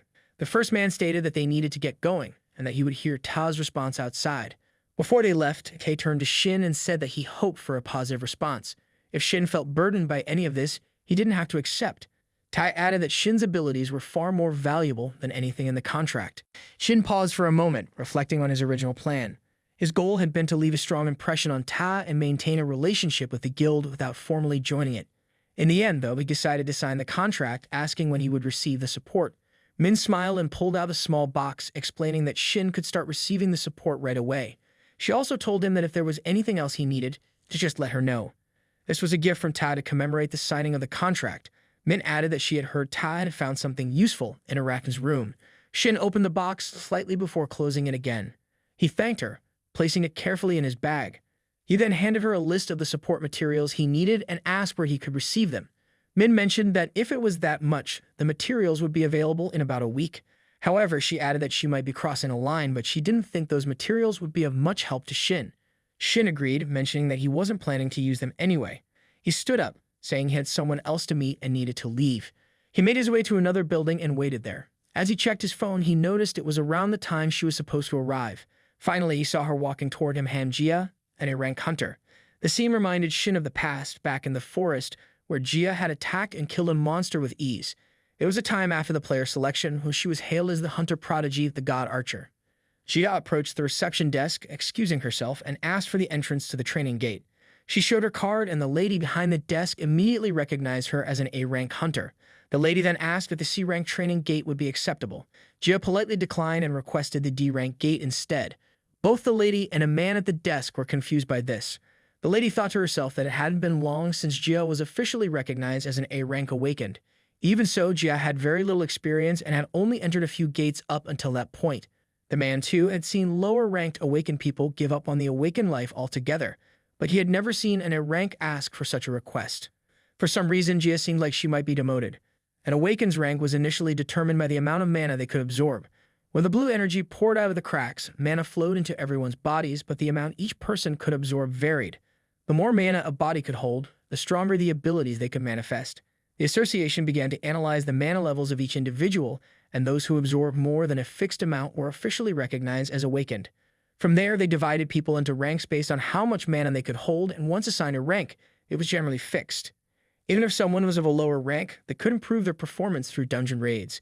If they were recognized by the association, they could be promoted, and the opposite could happen as well. Jia finished filling out the form and handed it to the lady. The lady told her that she would help her with the association process and asked if Jia had a partner she was planning to go in with. Jia declined. The lady then said she would add Jia to the partner recruitment list, as the rules required at least 2 people to enter together. Since there hadn't been any requests for the D-rank training gate so far, Jia might have to wait a bit. Jia wondered if she could go in alone. The lady replied that it was possible if Jia had a license permit for soloing gates, but it didn't seem like she had registered for that. Jia would need to take a test for it, and the lady asked if she wanted to sign up. Jia declined, saying she would wait instead. The lady then mentioned that Jia's first hunter qualification renewal was coming up in a month. She probably had received the message, but to renew her qualification as an A-rank hunter, she needed to either have several experiences with C-rank or higher gates or pass the A-rank practical test. It seemed like Jia would need to take the test, and she would likely get a message about it soon. The lady wished her the best of luck in passing. Jia thanked her. Jia left, thinking that even requesting a training gate was complicated. She should have just made the request online. She must have been crazy to come in person and deal with so many people. She had come with the mindset that she couldn't get demoted, but now she told herself to get a grip. It was just a D-rank gate, so what happened last time wouldn't happen again. If she took her time and started over, she would be fine. The receptionist asked Jia to wait, but a request had already come through. The rank was D, which was expected, and since Jia was going in alone, it didn't matter. She quickly clicked agree. The scene shifted to a dungeon gate, where Jia arrived, thinking it's been a while since she wore this. It feels so awkward. As she was about to enter, a man named Shin approached her and introduced himself as the supporter, hoping they would get along. Jia bowed to greet him. He apologized for being late and suggested they head inside. Jia agreed, mentioning that she would make the request. Shin thought to himself that Jia was an A-rank hunter who had first been estimated as a rank. However, after a series of failed tests, she was one of the few awakened who had been demoted to C rank. What intrigued him was that Jia, despite everything, had earned the title of God Archer. The reason she had been able to receive such a title was that, after being chosen as a player, she had discovered her hidden talent, and Shin knew exactly what that talent was. It was a talent that could have been discovered even if Jia hadn't become a player, and Shin was determined to help her awaken it that same day. They entered the dungeon world where goblins were roaming through the forest. Jia hid and watched them, wondering if they had left. It was a relief to see real monsters, which made her glad she had brought the equipment that could sense the mana of monsters. She then excused herself to Shin, apologizing for going alone and asking if it was okay for her to take on the monsters by herself. She promised to share all the loot and compensate him as well. Shin reassured her, saying not to worry about him. If she needed help, he could at least provide arrows. Jia thanked him and got into position to attack using her archer skill. She told herself not to be nervous, then took aim at the goblins. As one fell, the others began to charge at her. Jia didn't hesitate and fired another arrow, taking down more goblins. Shin, watching, thought to himself that he hadn't seen her fight like this before, not since she became a player. Her raw destructive power far exceeded that of an A-rank hunter, but it would be meaningless if she couldn't aim. Jia focused, thinking that one of her 3 arrows should hit its mark. With this kind of speed, she would be able to shoot at least 4 more arrows, so she planned to end it with just 2 shots. Jia noticed a goblin playing a bugle, and soon a swarm of goblins surrounded her. She froze, wondering where she should shoot and what she should do next. As the goblins behind her prepared to attack, Shin summoned giant swords to form a protective barrier around her. He approached her, saying he needed her help. Jia was shocked and asked that wasn't he a D-rank maker. He nodded and explained that he couldn't last long on his own, which was why he needed her assistance. Jia was unsure what to do, but Shin moved toward the monsters hiding behind the bushes and told her to use all her remaining power to shoot an arrow. Even though she had no idea what he was planning, Jia agreed. With determination, she aimed and fired a deadly shot in the direction Shin had indicated. She asked if she shouted and wonders what she should do now. Shin smiled and told her that she had opened the path. Now it's time to run. Jia was taken aback, but without hesitation, they both started running. They both reached a cave near the mountain, and Jia wondered if they were really safe. Looking around, she questioned whether they had truly escaped or if they were just hiding from the goblins. She realized that the goblins seemed to have stopped following them, but so much had happened that she couldn't trust her instincts. Still, she couldn't understand why Shin was so calm, but it didn't matter. They needed to get out of there quickly. Jia mentioned that she would end things for the day and was going to give Shin all the compensation. However, Shin told her they couldn't leave yet. Since the goblins were on high alert, they would remain in the area for a while, making it too dangerous for them to leave just yet. He also thought they might have dropped the rescue player they were provided with while running, so they had no choice but to wait until the goblins left. Jia was shocked and asked that when will we be able to leave. Shin replied it could take half a day, but depending on the situation, it might take longer. Jia was already stunned by the thought of waiting half a day. Shin considered it a lie. He thought the goblins would leave in about 30 minutes. They weren't monsters with that much coordination after all. The real issue was something else: the king of the stretch. Jia, in her current state, seemed like she would believe anything he said, but the problem now was getting her to go into the cave with him. He wasn't sure if she would agree to it and wondered if there was any other option. Jia apologized, saying it was all her fault. She regretted not fighting the goblins properly and for insisting on going out alone in the first place. She apologized again, feeling like she would cause trouble once more. She couldn't believe she had ended up in such a situation in a D-rank dungeon, thinking someone like her shouldn't have even entered one. Seeing her worried, Shin snapped in front of her, telling her that if she was so sorry, she should just fulfill one of his requests. Jia wondered what he meant. He suggested they talk inside, since they had plenty of time. Once inside the cave, Jia wondered if Shin really needed her help. While she had been an A-rank hunter, she didn't have much experience in dungeons and couldn't even fully understand what he was trying to say. She realized it was about an elite monster. Shin replied, reminding her that she had mentioned earlier it was her first time in Training Gate, so it made sense she wouldn't know. The formation wasn't widely known. There wasn't just a boss monster in the dungeon, there was also a monster ranked below the boss known as an elite. The cave was the habitat of this elite monster. Up until then, Shin had been refused by others and couldn't even fight it. Jia was the first person to accept him as a supporter into her party. Seeing her reaction, Shin wondered if his request had been too awkward. Jia agreed to help if he was fine with it. She thought it was the right thing to do, especially since he had helped her escape from a dangerous situation. She understood how painful it was to be unable to join a party and wanted to repay him for that. As Joe was thinking about helping Shin, the mana detection machine suddenly beeped. The elite monster had arrived. Gia quickly told Shin to get back. She reasoned that even though it was an elite monster, it was still from a D-ranked dungeon, so if she could just land one hit, they would be able to take it down. Gia fired an arrow at the elite, but the monster blocked it with its weapon. She was shocked how it blocked her shot. She had mistaken the situation and realized she needed to attack with all her power. The monster rushed toward her, but Gia froze. In that moment, Shin pulled her back, causing them both to fall, and the monster's attack missed. Jo was worried about Shin's safety. Her mind flashed to the past, where others had once criticized her. The girl had rudely confronted Gia, saying she couldn't even shoot arrows properly. She blamed Gia for nearly causing her death and demanded compensation. Gia tried to apologize, but the girl didn't want to hear it. The girl interrupted, saying Gia's apologies were pointless and just excuses. She claimed that just because Gia had been appraised as an A rank didn't mean the world owed her anything. Then she told Gia to wait and promised to show her who she was really talking to. Gia, now searching for another party after being expelled, had been rejected by multiple groups even though she was an A-rank hunter. They were gossiping about Gia, calling her a failed A-rank hunter. One person mentioned that she had almost killed her party members in a dungeon. Another said they heard that Gia couldn't even kill a weak monster, which was why she was being rejected from even D-rank parties. They wondered what had happened to her talent, questioning if she was going to be like this forever. Gia stopped listening, feeling the weight of their words. She thought to herself that maybe she should just quit being a hunter. After all, because of her, even Shin was getting caught up in trouble. The elite monster wasn't attacking her directly. Instead, it sent its sword to block her attacks, telling her that fighting wasn't really its thing. Jia was surprised to see Shin stepping in. He calmly told her that he knew it would make sense, but asked her to listen carefully. If she could calm down and follow his instructions, they would win.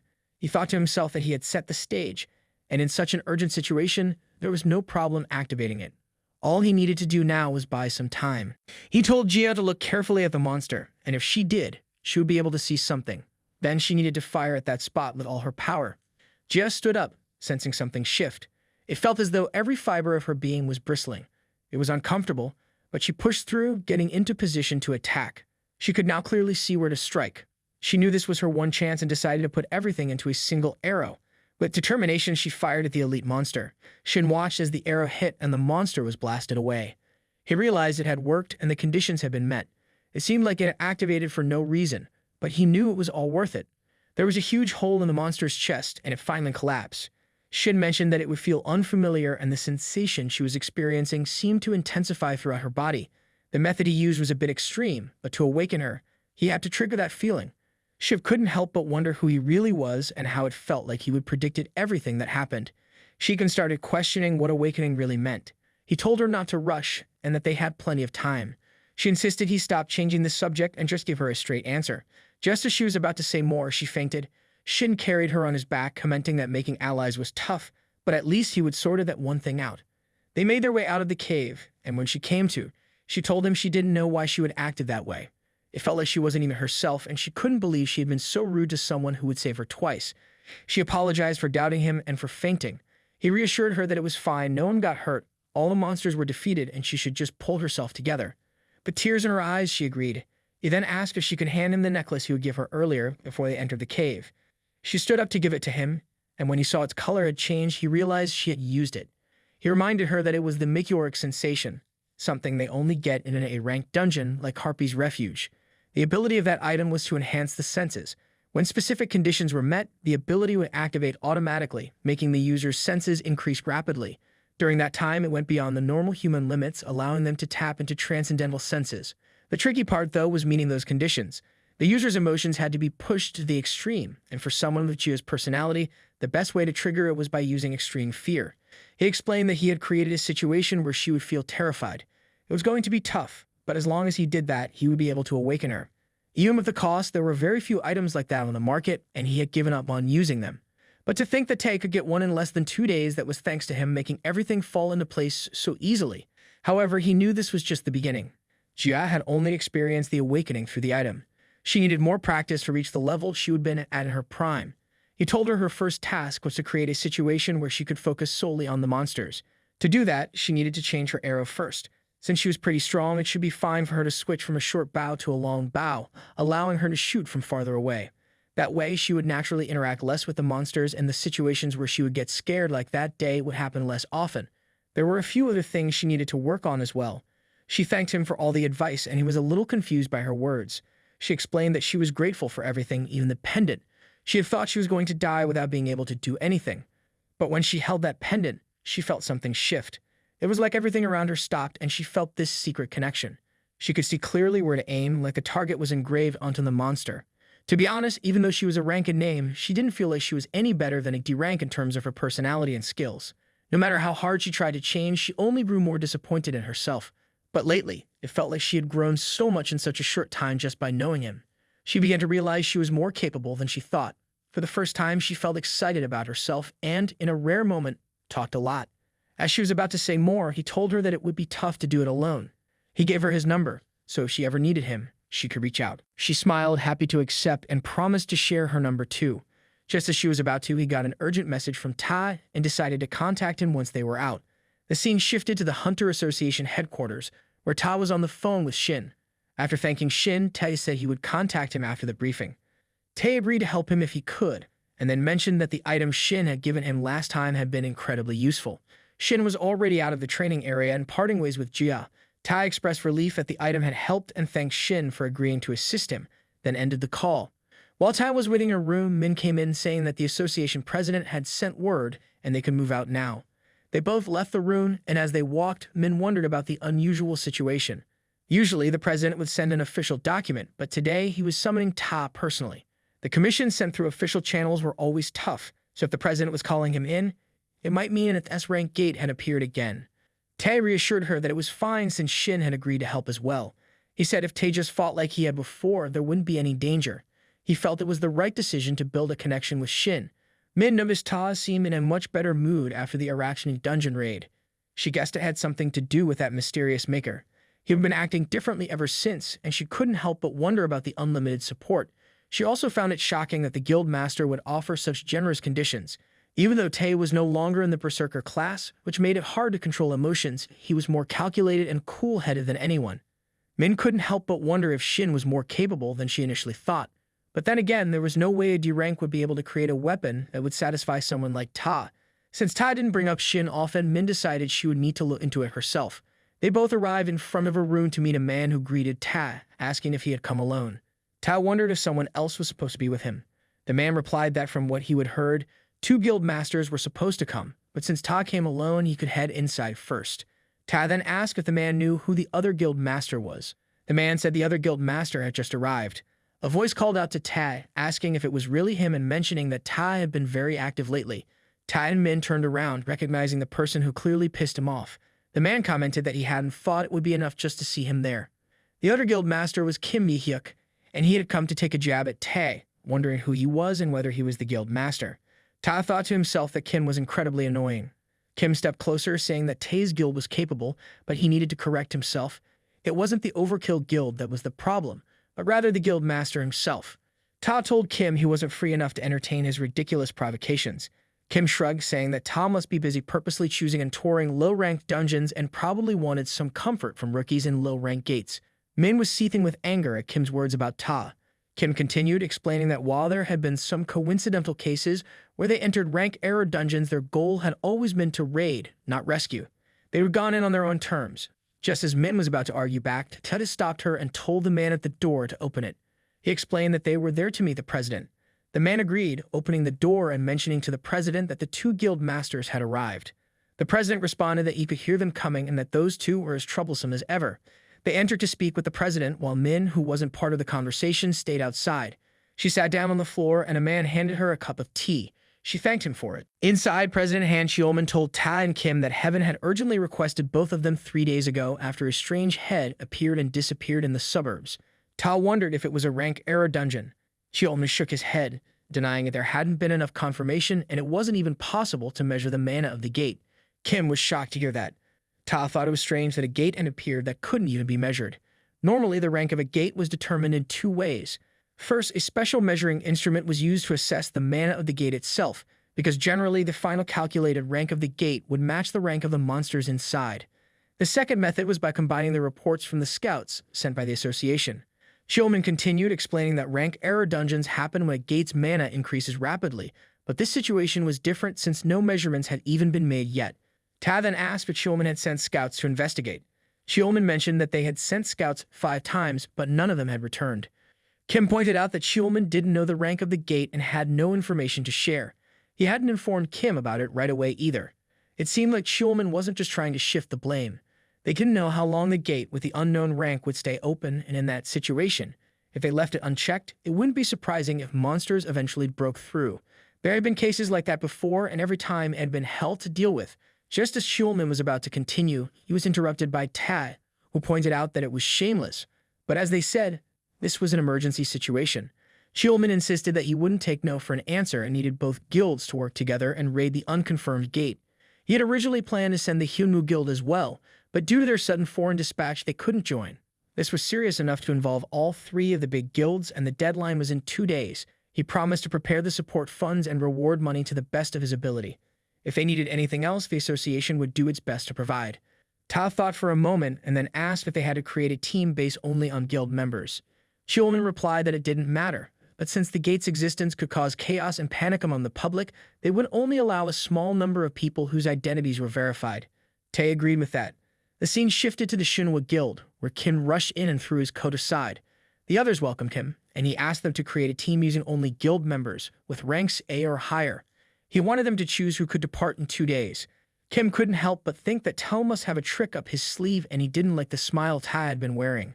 Kim saw Ta as an annoying person, and he was determined to use this opportunity to put him in his place.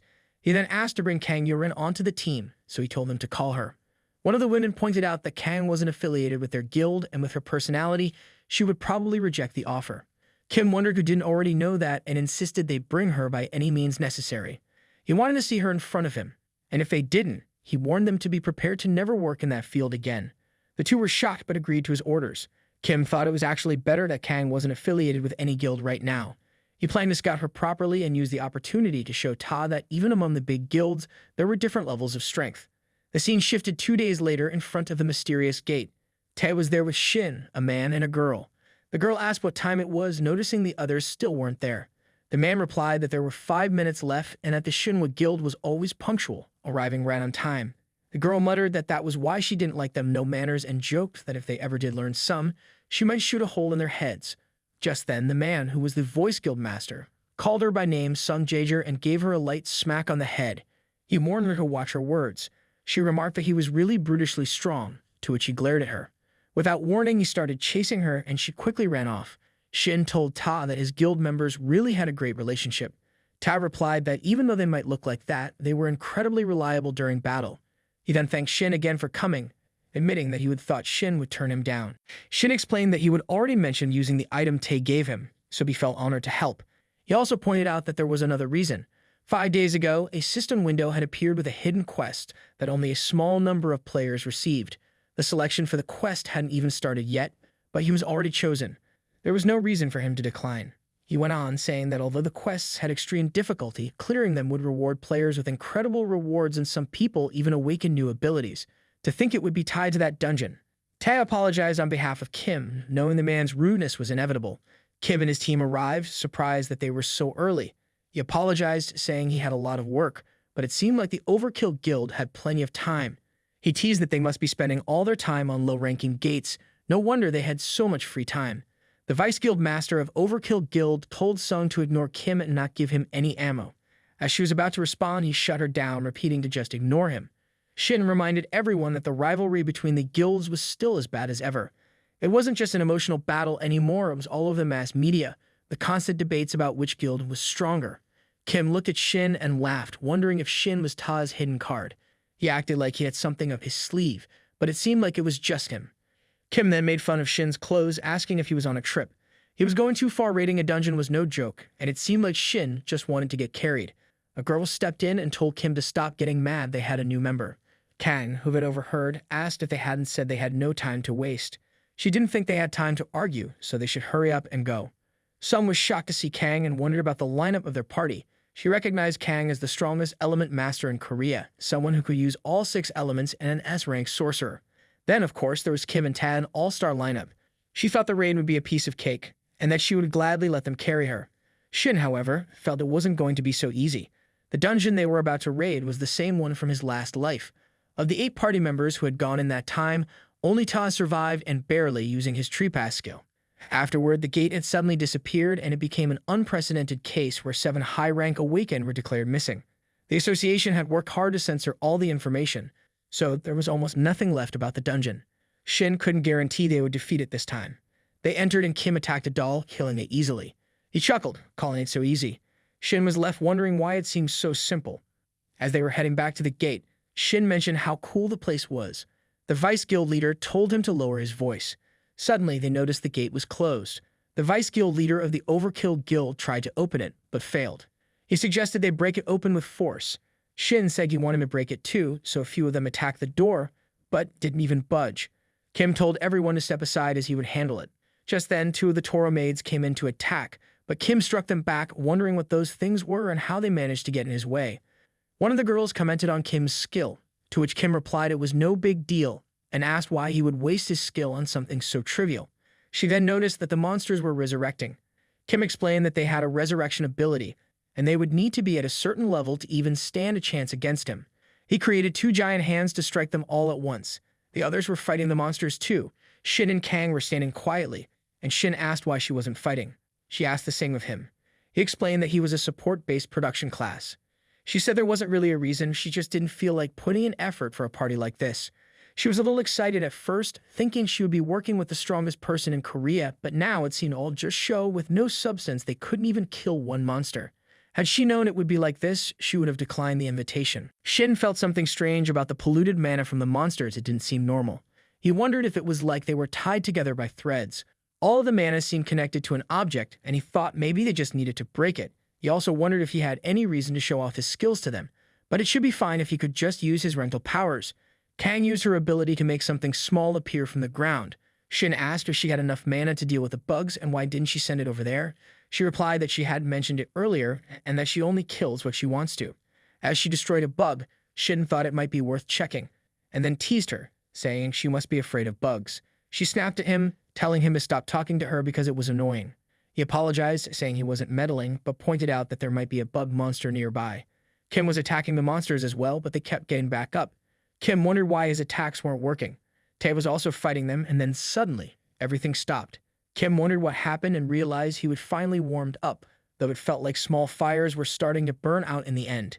The object controlling the monsters was destroyed, and Shin, absorbing its mana, realized it was the source of their resurrection ability. If he hadn't been able to see the polluted mana, he wouldn't have been able to figure it out. Shin wondered if this was the reason they had failed to raid it in his last life. Ta told the Vice Guild Master that the lobby was basically empty and they didn't know for sure what was going on, so they should research the entire first floor. The Vice Guild Master agreed, saying he would take the lead and everyone should follow him. They rushed ahead and ran into a group of the same monsters. Kim shoved the Vice Guild Master aside, saying he would go first. He attacked the monsters, and Sung wondered if the mana they were gathering was coming from the object inside the self. Shin pointed to a spot and told her to shoot there. She got confused, asking if that would break the controller.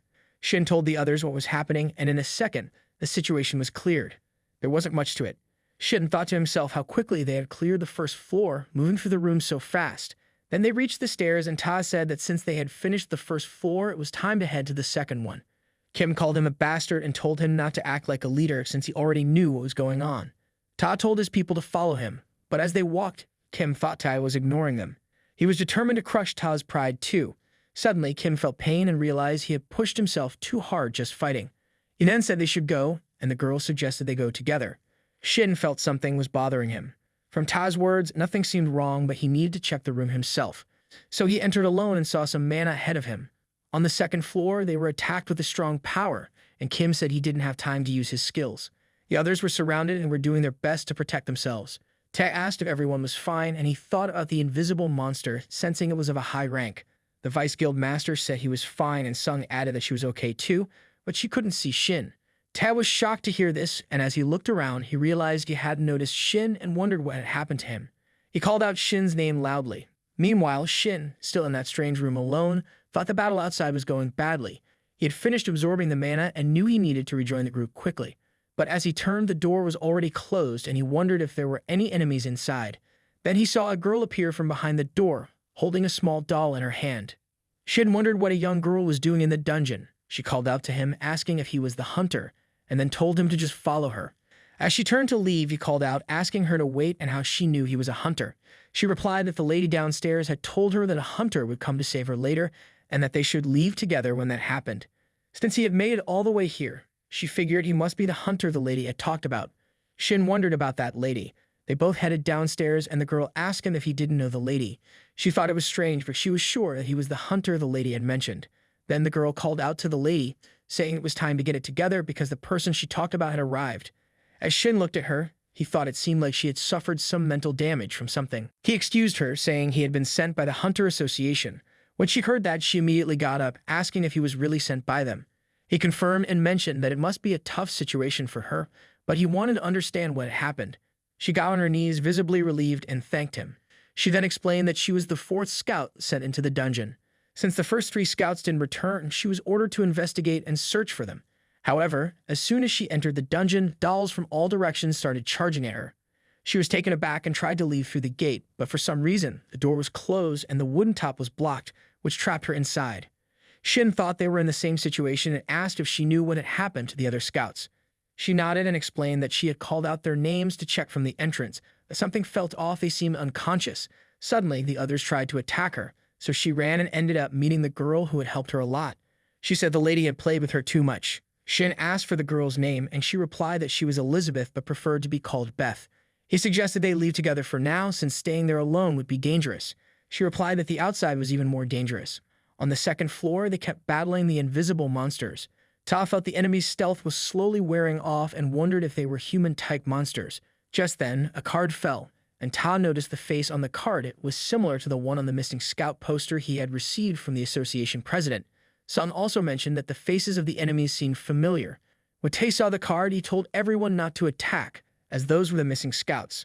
Ta thought that stealth was a skill that couldn't be used again for a few minutes after its duration ended, and it carried the risk of greatly reducing movement speed. Right now, it would be difficult to knock them out easily. Suddenly, he heard Kim shouting, excited and thinking the monsters were finally learning how to use stealth. But then he realized they were just the scouts. As their speed slowed down, Kim said he would kill them with one punch. He attacked with a punch and Sung even shot at him, aiming for his nose. This only made Kim angrier. Kim asked if Ta had gone insane, pointing out that those weren't monsters, but people they needed to save. There might be a way to bring them back to normal. Kim wondered what the way to save them was, but as he felt the killing intent from the others, he realized there were only 2 choices: kill or be killed. No matter who it was, anyone showing hostility toward him would die, and these scouts were no exception. The unconscious scouts got up to attack Kim, and he warned Sung that if she tried to block him again, she would be the first to die. Sung, furious at his words, was about to act when Tae stepped in between them, telling Kim to stop and hoping he would listen. Kim told him that everyone was blind to their own causes, and he would show Ta how blind he truly was. At that moment, a girl stepped forward to protect Ta. Kim coldly said it wasn't a request, but a deal. He would pass over the raid's rewards and funding to the Shinhwa Guild. With those conditions, he thought it was enough to consider it. An attack came at Kim, but he blocked it with his hand armor, saying it was just a warning. He added that if Ta pissed him off even slightly, he would kill him immediately. Ta thanked him for the warning and thought he would gain a bit of time. Sung apologized to Ta for what she had done, and he told her to take responsibility later. For now, they needed to focus on the current situation and figure out how to save the others. Meanwhile, Beth asked Shin if he had seen the dolls outside as well. Some of them were extremely scary, and she didn't know exactly how, but they were all wrapped up in purple threads. The dolls wouldn't die unless those threads were removed. They would just keep attacking endlessly. The threads were so sturdy that it was hard to break them. She asked if he also thought it was scary.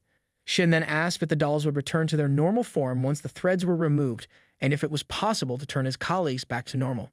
Beth replied that she had heard they needed to stop the device attached to the dolls' bodies once the threads were gone. But if they tried to forcefully remove the threads, the body would collapse. She wasn't sure if that would help, though. Shin thought it was a tough question, but she had answered it so friendly and clearly that he was reminded of another question. On the 2nd floor, they realized that 30 seconds after the stealth was released, they would all be dead. Sung seemed worried and asked Kang if she could help by blocking the movements with ice or something. Kang warned her not to cross the line as the situation was already frustrating her. The countdown continued, and then Kim used his power, getting riled up. He jumped to strike, but he was stopped and realized his skill had been nullified. The pain from earlier was starting to return. Someone told Shin that he had stopped his abilities at the perfect time. Shin was with Beth and said they were almost unable to save them, so it was time to leave it to him from now on. Tai asked where Shin had gone so suddenly. Shin replied that he needed to check something, but it wasn't a big deal, so there was no need to worry. Ta said it was a relief that nothing had happened. But since they were in a dungeon, he asked Shin not to do anything unexpected. They looked back and Shin told Ta that the scouts were starting to use stealth again. Ta moved ahead, telling Shin to stay back. The enemies passed by them, and Ta realized they would targeted Shin, so he warned him to be careful. Shin thought that it was thanks to the polluted mana threads that he could see their shapes. Ta blocked an attack to protect Shin.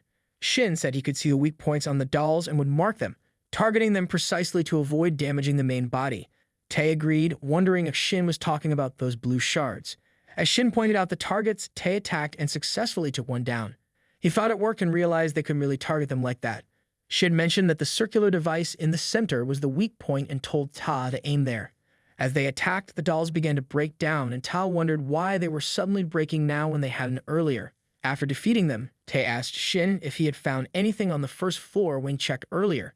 Shin explained that there wasn't anything special, but he had been investigating the dungeon on his own when he happened to meet a surviving scout. The scout's condition wasn't great, so she hadn't come up with them, but Shin was able to hear about the situation from her and also discovered the scout's weak point. Ta then asked about the child. Shin mentioned that Beth had helped him find the scout, and it seemed her parents were trapped in the dungeon. When Kim looked at Beth, he said something seemed suspicious. Some asked him what exactly seemed suspicious. Kim wondered if he had said something wrong and logically questioned how there could be a normal girl involved. The gate was a closely guarded secret, and although it might seem like it had been neglected, the association had been monitoring it every second. There was no way anyone could have gotten in. Ta mentioned he understood Kim's thoughts, but it wasn't wise to jump to conclusions so quickly. Kim snapped, saying they were just fixated on finding faults in what he said. He added that they would only kept wandering around because he had been taking it easy on them. Kim wondered if he should just kill all the guild members while he had the chance. Ta told Kim he wasn't one for pointless fights, but he felt it was necessary to give Kim a lesson in maintaining harmony during raids. Their eyes all turned a violet hue, and Sung said Kim was acting like he was above them, so it was time to set things straight using this opportunity. The girl on Kim's side wondered why Sung was acting like he was above them. Instead of saying useless things, why didn't she stop Ta? What would she do if Ta ended up getting killed? Some wondered who the girl thought was going to die and if she really believed Ta would lose. The girl agreed, saying it would be Ta, and told Sung to hurry and stop him. Kim was getting angry, wondering if Sung could even carry her guild master out of there once he was unconscious. Ta was also getting furious. Both of them were charged up with their powers, challenging each other. Shin felt something and wondered what was going on with the situation and why their emotions were escalating. Beth had an aura around her and said all she did was push their emotions a little, but they were fighting like crazy, which was pathetic.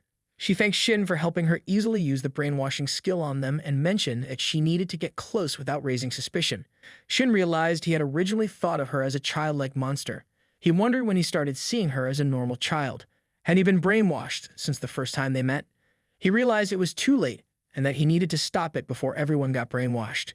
As he tried to move forward, the threads held him back and he became worried. It wasn't just him, everyone else seemed to be affected too.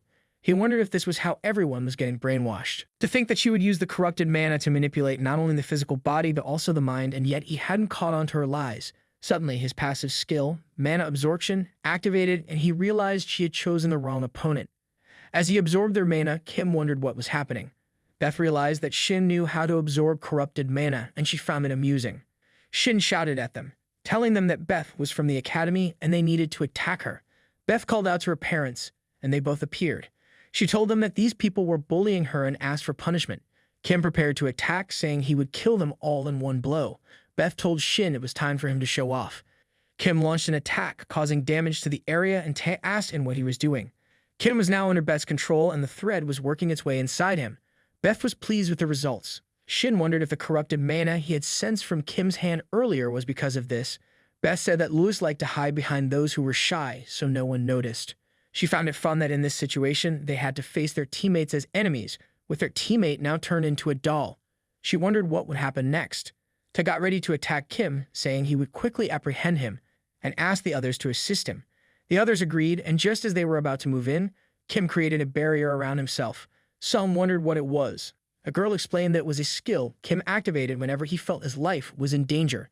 The barrier was impenetrable and couldn't be interfered with for a set amount of time, and once it was active, it would stay up for several hours. Beth said that with one person already unable to fight, they only needed to deal with the three of them and end it quickly. Shin could tell. just from the energy he felt from them, that these dolls were different from the others he would encountered. Each one felt like a tough dungeon boss, and ignoring the 2 guards to pass through would be way too dangerous. It would be safer to face them head-on even if it didn't feel great. It might just be a gut feeling, but something about them seemed off, like they weren't just typical control-type dolls. Tae asked to take on the female doll, while he would handle the male one. The plan was to focus their firepower on them and end things quickly. Sung was on board with this. As the male doll charged toward Tae, Tae was ready with his flare sword. Shin watched the boy working with an ice piece and some mana threads, wondering if it was a skill that could turn enemies into dolls and control them. Was there a bug in the system interfering with Kim's impenetrable ki? Shin suspected this ability had something to do with turning hunters into dolls, but no matter how much he thought about it, something didn't add up. The transformation Kim had gone through had been instant, even after he absorbed all the polluted mana from everyone. So before he used his mana absorption, when everyone, himself included, was tied up in the polluted mana threads, Beth had the chance to turn them into dolls. But she didn't do it. While the other members were fighting, Shin kept thinking, if Beth was just playing with them, why would she reveal herself? Not only did she lead him to the list scout, but she also taught him the weak points of those who had turned into dolls.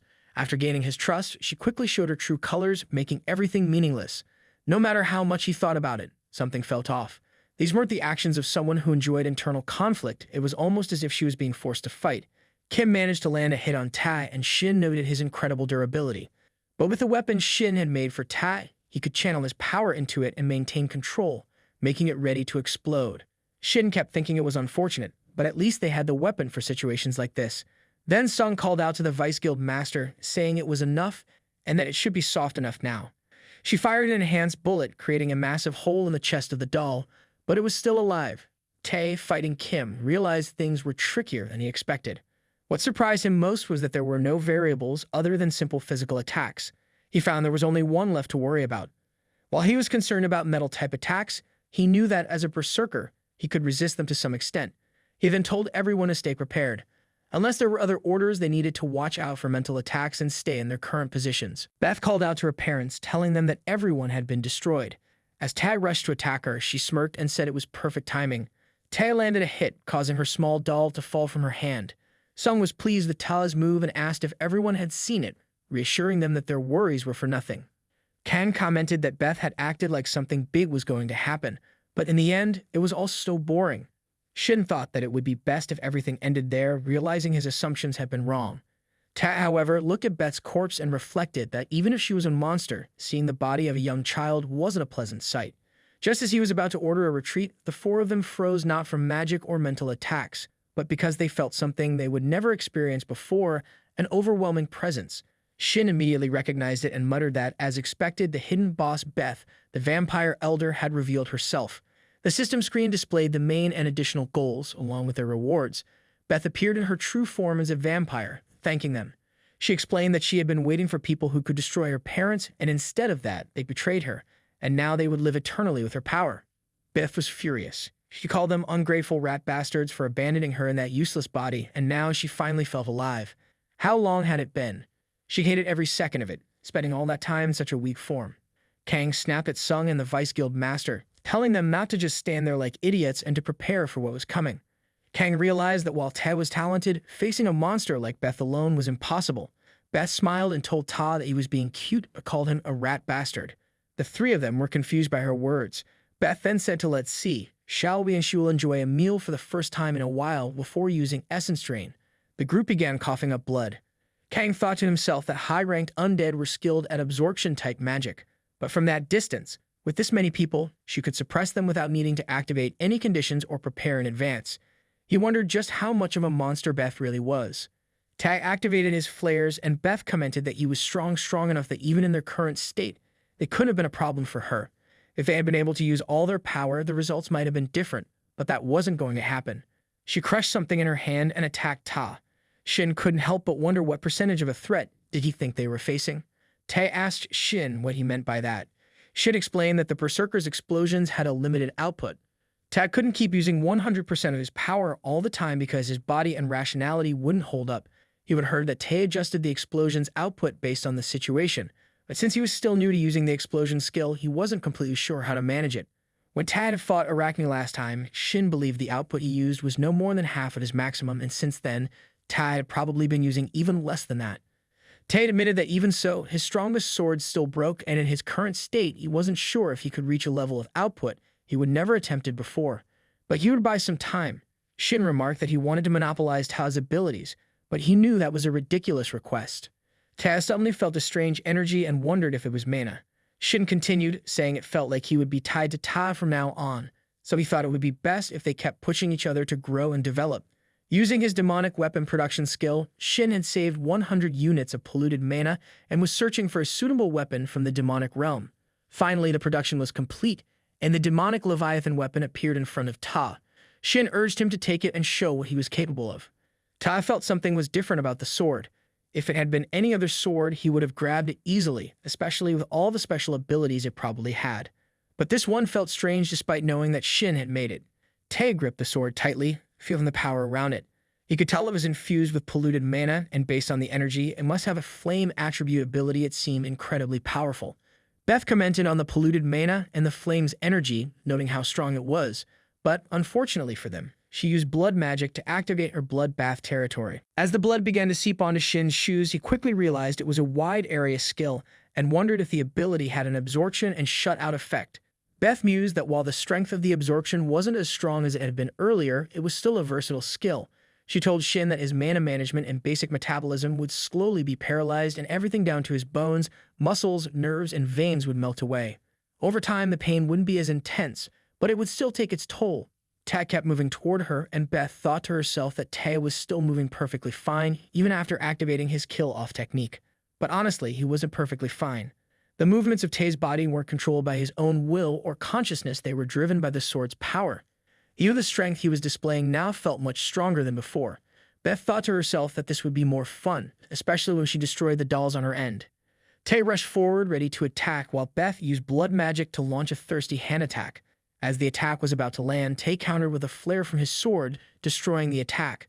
Beth was confused, wondering what that power was. It was at least double the strength of what she had seen earlier, maybe even more. Shin, equally astonished, watched as Ta slashed at Beth. She spat out blood, realizing he had been holding back his output up until that point.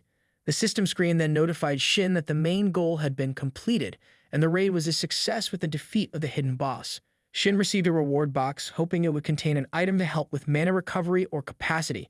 Then the Leviathan sword disappeared. Shin read the description and wondered about the search method.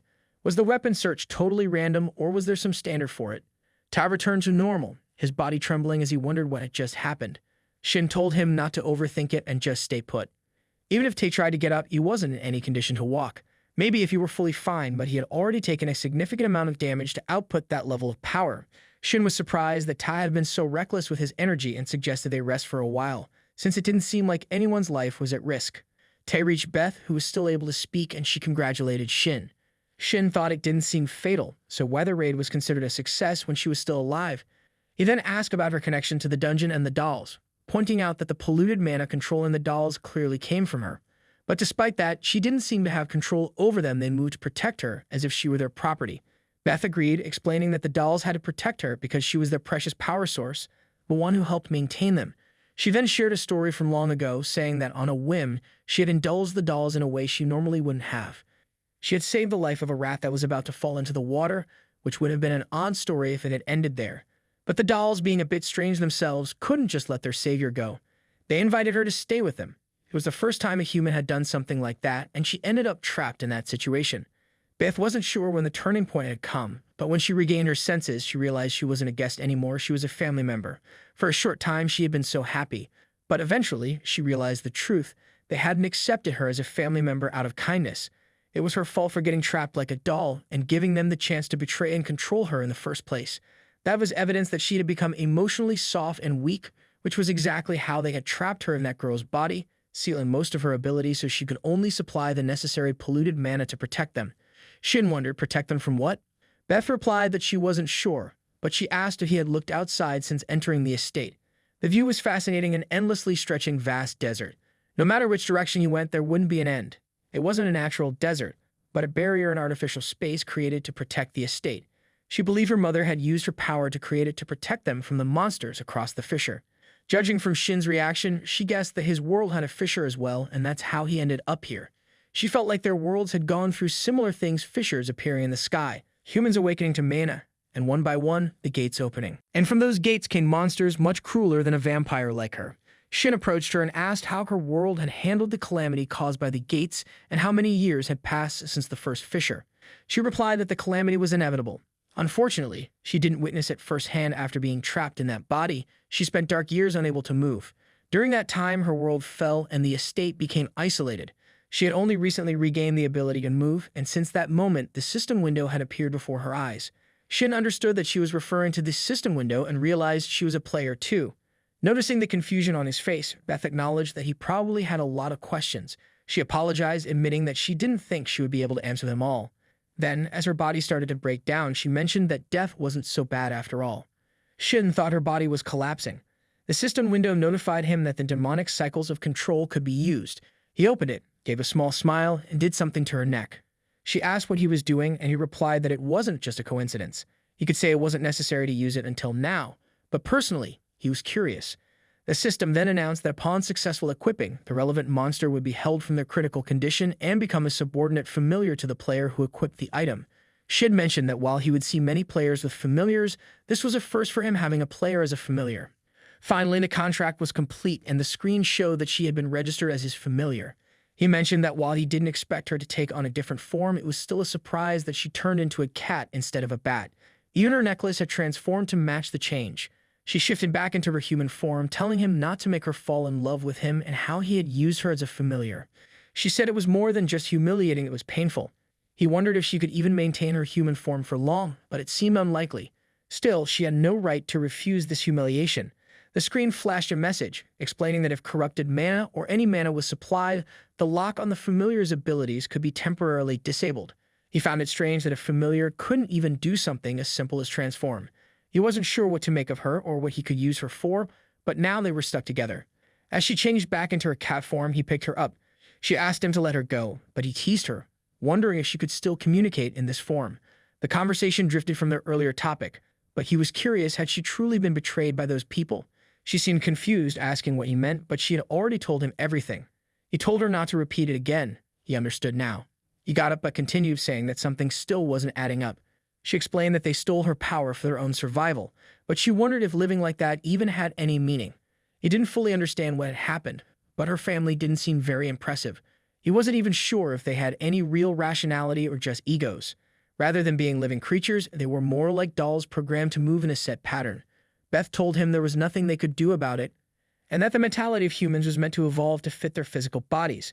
They had ended up this way because they had forcibly used corrupted mana, causing their egos and rationality to wither away. She then asked if he expected her to feel sympathy for those people. He denied that, adding that if it were him or most humans, they wouldn't choose to continue living like that. Shin then thought about the father doll, wondering if he moved bodies he might have it. Beth asked what he was getting at. If it weren't him, she said he wouldn't have chosen to continue a life like that. So what was the point of saying something like that? Shin used his power to create a purple orb, calling Beth to him. She flew over, thinking how even a simple command like that had a compulsion behind it. As they got close to the orb, Shin told her that he didn't know if she was aware of it, but the orb was known as an essential crystal. It was usually used for black magic-affiliated spells, and it could save a part of her own mana and soul within it. Those people must have taken her power and stuffed it into the doll, bringing their source into it. They might not have had enough power, but they were clearly quite technically skilled. Beth wondered what he meant, and he asked if there wasn't another way. They then appeared in the house, where the family was talking around the dining table. The lady said she had seen thousands of different visions over the past few days, but the results were always the same. The conclusion was that something was happening between two different worlds in the last few years, and that frequency would continue to increase uncontrollably. Even if they postponed it as long as they could, it would be too late to properly prepare for what was coming. Beth thought that this wasn't the present reality but must have been a vision based on memories. She wondered if those were the father's memories. The father then asked about the method and the different dimension hypothesis she was researching. He said if that was the case, at least their family might survive. The mother mentioned that if they received Beth's help, they could at least separate the land around their estate, but the real problems would come after that. If their world collapsed, the estate would be trapped in the space between two dimensions, floating aimlessly until someone from another world discovered them. It could take hundreds or even thousands of years, and in the meantime, it would just be waiting for a slow death. The father was clearly worried, and the boy was adamantly refusing to use Beth. The mother wondered what he was talking about. He mentioned that, as she had said, they could only survive for a few more years. But Beth was different from them. Couldn't they at least save her? The reason their family was still alive was all thanks to her actions on that day. If it was fate they couldn't escape, he thought at least one member of their family should survive, but there was no way she would cooperate with them. They had all tied her with a thread, and she was wondering why they had done that to her when she had trusted them all. They felt deeply sorry for her and summoned crystals into their hands. The boy spoke up, wondering if, after transferring their consciousness into the doll's body, they would still retain their human minds. The father replied that yes, it would for a while, maybe even a few decades, or 100 years, but eventually their human consciousness would slowly fade away. After about 200 years, they probably wouldn't even remember who they were. They would still be the dolls they had to be. Even though their dimension was isolated, they didn't know what kind of dangerous variables might appear. And when that time came, they would protect Beth from those dangers. The father didn't know how long it would take, but they would do everything they could until someone from another world came to take her and save her. Shin had consumed 50 corrupted mana, and then he saw that Beth was crying. He wondered why they hadn't told her about it earlier. Shin told her that if they had, they all would have met their end together. It was a ruin they couldn't avoid. She would have chosen to face it with them. He told her not to sit around and to get moving, as they didn't have much time. The system window flashed, indicating that the freed abilities for Beth would last only about 2 minutes. Shin told her that this wasn't even a complete recovery. To think that 50 corrupted mana only gave her 3 minutes, he wasn't going to waste that expensive price for her to keep crying like this. He thought it was her role to conclude things at the very least. These were the ones who had stayed as dolls all this time, protecting her. The conclusion was that she should help them find peace. Beth stood up, telling him that she couldn't do something like that. How could she? He told her not to be so pathetic. Even if their destruction and deaths were inevitable, they could have organized everything and chosen to live their final moments in happiness. But those people chose not to do that. They trapped themselves, sealing themselves into a life sentence without an end just for her. It wasn't for her or for him, but she should at least do something for the devotion of her family. It was the least she could do. She didn't understand the meaning behind her family's actions, but then she used her power. The system screen showed that the additional goal was achieved, where Shin had discovered the truth about himself. Finally, the dungeon raid was completed and they were taken out by others, as they were all severely injured. Shin was walking on his own and mentioned that he felt like he had been in there longer than expected. He couldn't say that in front of Beth, who was still in cat form. He then asked her what she thought of it compared to her world. She decided there was no comparison. Even the mana she could feel was so weak, but she knew she didn't have the right to choose, no matter what kind of place it was. She would do her best to live there. It was her obligation. The scene shifts to Kang's house at night. She muttered about why she couldn't give up drinking, finding it so annoying. Then she sensed someone and asked what a rat was doing there. Was he there to ruin things until the end? The boy, turning on the light, replied that she called him a rat, which was rude. He said he was just waiting for his colleague, having a glass of wine, exhausted from longing. He figured she could understand that much. She used her power, telling him it was enough of his nonsense, and asked why he was there. Did he want to pay for the bottle he opened? Even his life wouldn't be enough. He slammed the table, frustrated, and said she was being so mean. He wasn't there for personal reasons. He had heard that she had gone to an unconfirmed dungeon, and as she knew, he was quite interested in those unconfirmed dungeons, so he came to hear about how fun it was. After she told him everything, he understood that she hadn't seen it all. It surprised him that the tall and proud queen would black out so pathetically in the middle of a raid. She told him to shut up. The situation had gotten so weird. Even if she was unconscious, she had confirmed the results with her own eyes. She saw Ta finish the boss with just 2 swings of the sword that Shin had given him. And even considering a berserker's explosion, it was an unprecedented amount of power.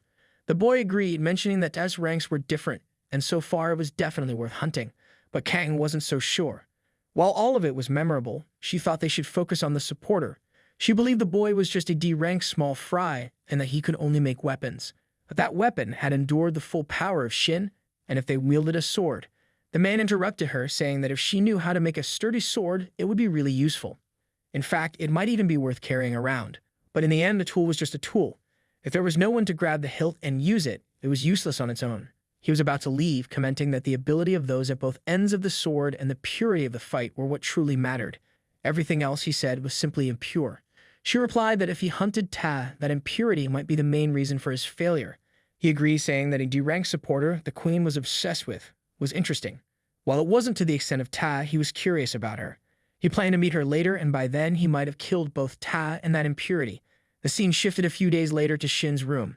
He was lying on the bed, thinking that he had slept for a few days in a row, but his condition still wasn't recovering.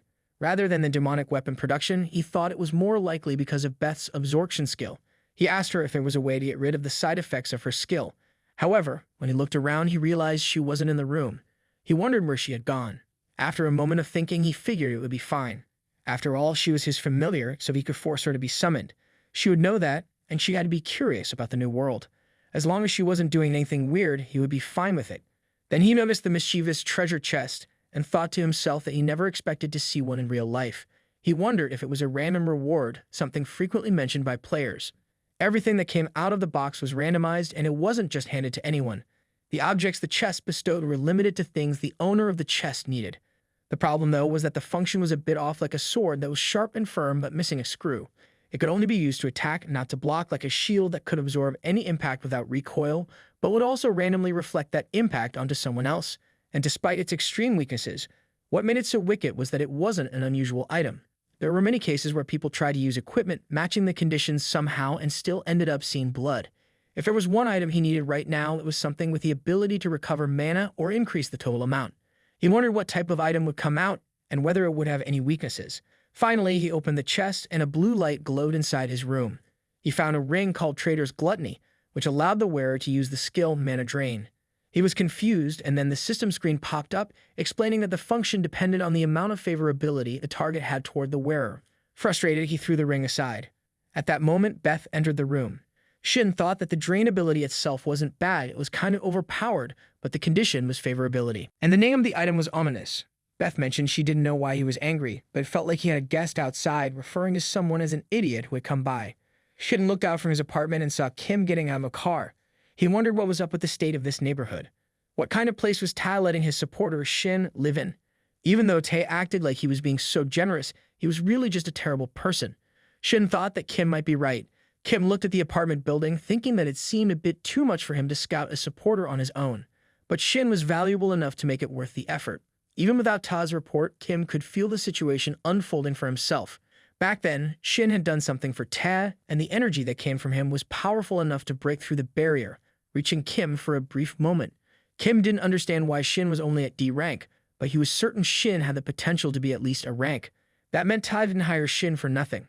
As Kim thought about it, he figured if Shin wasn't entirely loyal to Ta, he would try to approach him.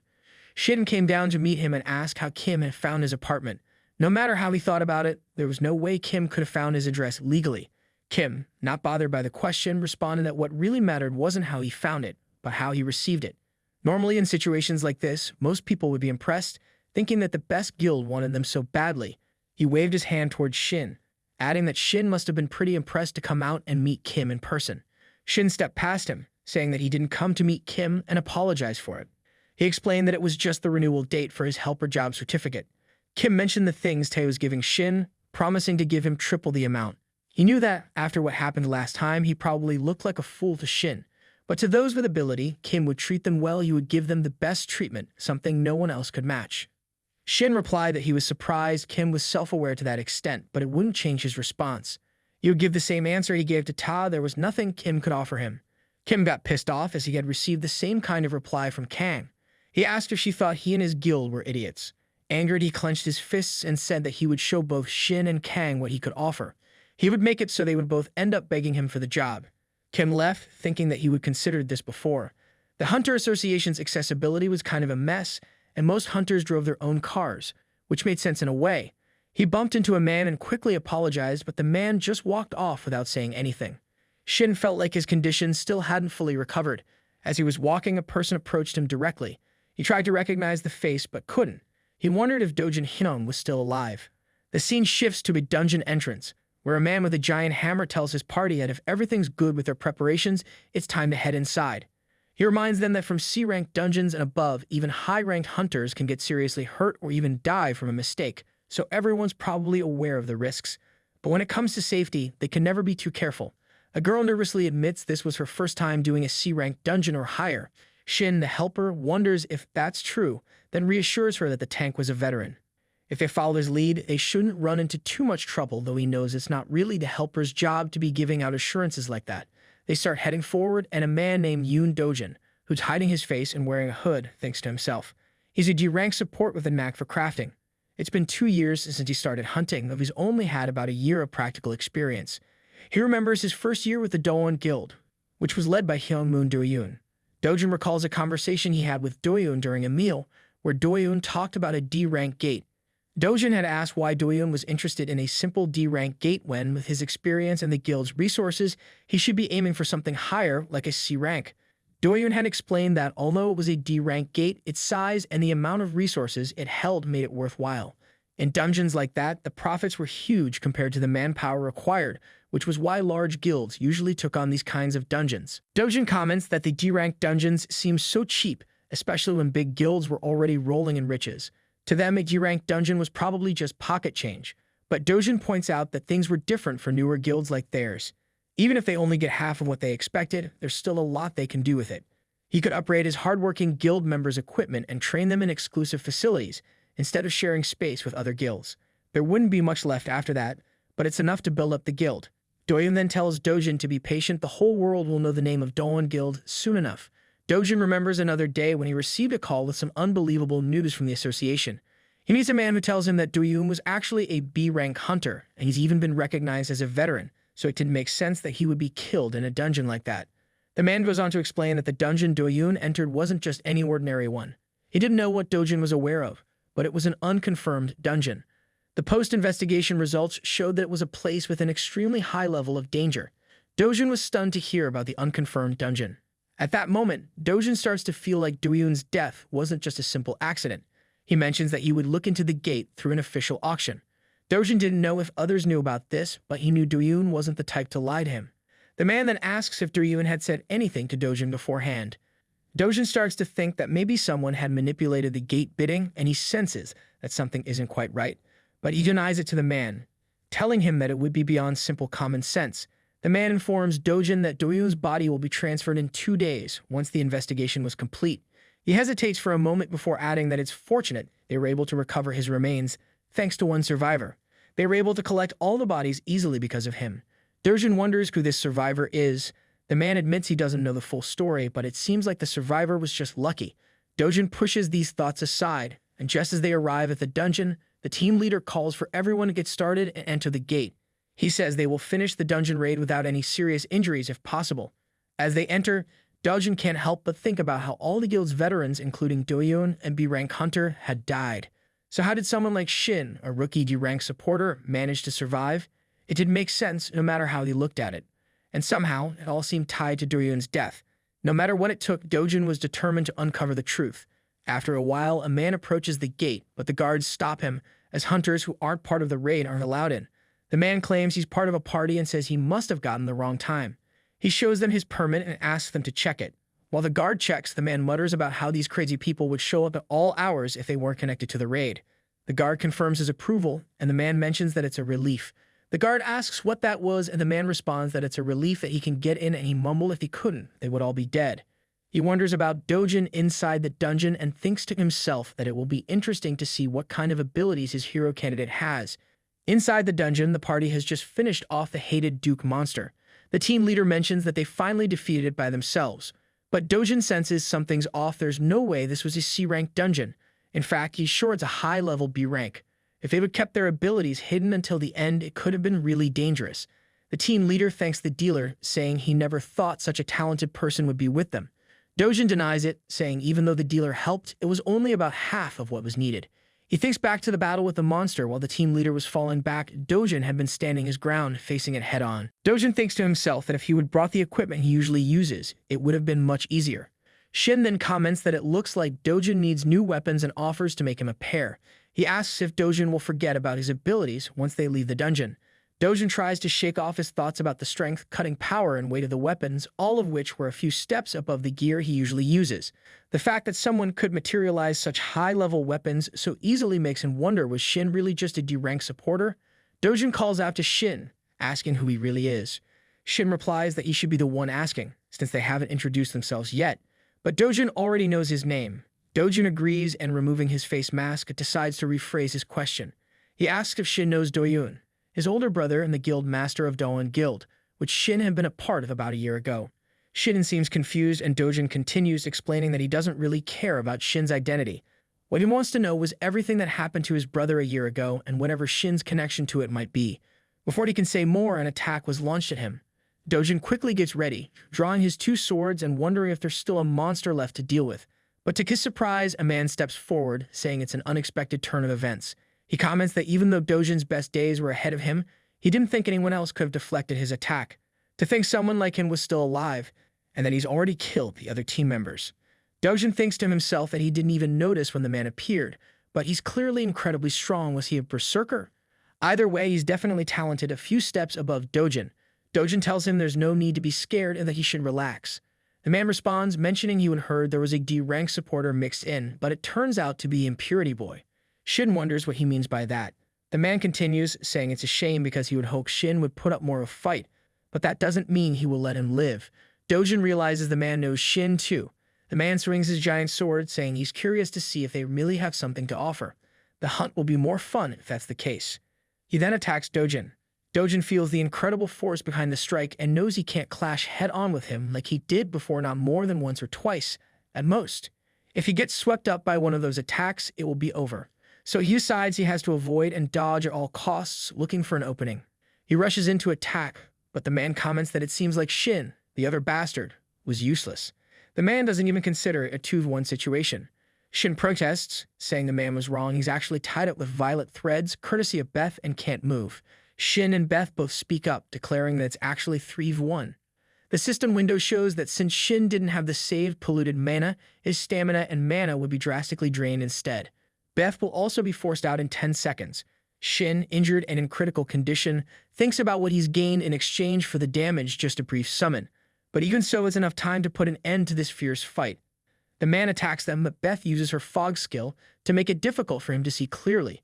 The man mutters that it's unfortunate, but pure physical strength-based attacks aren't scary at all. He also notes that while Dojin seems similar to Shin, there's a noticeable difference in their levels. He's sure that Dojin's weapon plays a big part in that.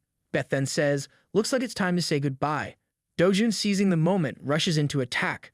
The man tries to dodge, but in the end, his arm was cut off. As Beth begins to fade away, she comments that it's not bad at all, though the ending was a bit sloppy. Dojin thinks to himself that while killing the man might be too difficult, he could at least manage to seriously injure him. There's a huge gap in their basic skills, but in this state, Dojin was certain he has a real chance. Dojin tells the man that if he wants to live, he should just drop his weapon and surrender. He adds that considering the sins the man has committed, the outcome will likely be the same either way. The man drops his weapon and gets up, and while Dojin initially thinks it's a clear act of surrender, he instantly senses that the man has something else in mind. As the man prepares to use his power, Shin realizes it's the corrupted mana. Dojin quickly rushes to attack, but the man smirks and says, "Let's see each other later," before disappearing. Dojin sees the magic circle forming and understands it's a teleportation circle. Shin comments that it's a relief, it's just a simple escape item. If it had been an attack or debuff type spell, Dojin wouldn't have made it out in one piece. Looking at Shin, Dojin asks him what happened with Dawn, Guild, and Duryun. Shin promises to explain everything, saying Dojin has the right to know. Later that evening, Dojin and Shin watch as the association's personnel remove all the bodies of the party members. Dojin mentions that it doesn't sit right with him those people were murdered by that man, yet they both have to lie and claim that the monsters inside the dungeon killed them. Shin replies that they didn't have any other choice. According to the security personnel, they believe the party had 7 members. A few minutes after they entered, someone with an access card showed up late and entered the gate.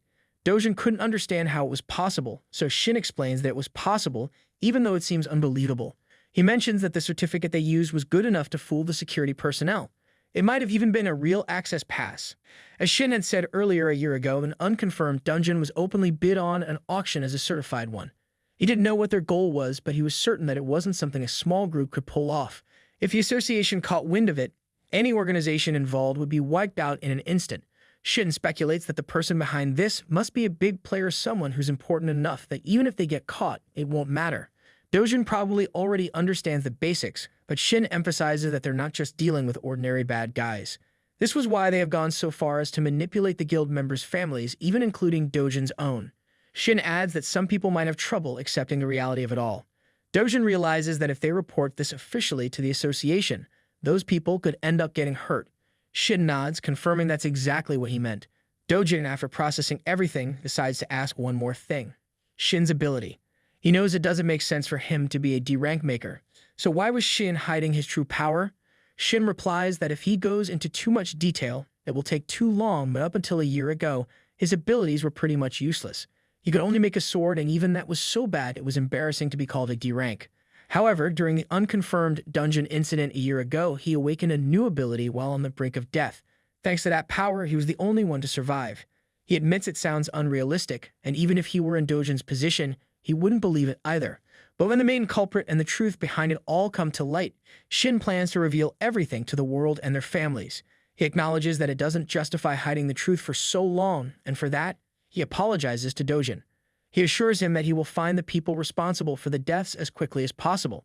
Dojin, though, wonders what Shin will do when he finds them. He then turns to Shin, telling him not to act like it's only his problem. Excluding the fact that Shin wasn't the culprit, there isn't a single answer that Dojin could accept. Right now, Dojin was no different from Shin. Even though he saw the truth with his own eyes, he still has to keep quiet about it for those who have the right to know. But he will never stop until he makes the people who killed his brother pay. Dojin says he will catch them no matter what, and until then, he's in Shin's hands. From that moment on, they can only count on each other. The scene shifts to an abandoned old factory, where the man arrives after teleporting. He declares that he will surely kill them, though he's not sure who he's even saying it to. The lady standing there responds, saying that the man only realized his defeat after he ran away. She wonders if that's really how pathetic he is. It would have been better if he had returned after being killed, or at least if he were alive in a hopeless state, then she could have used him as a sacrifice.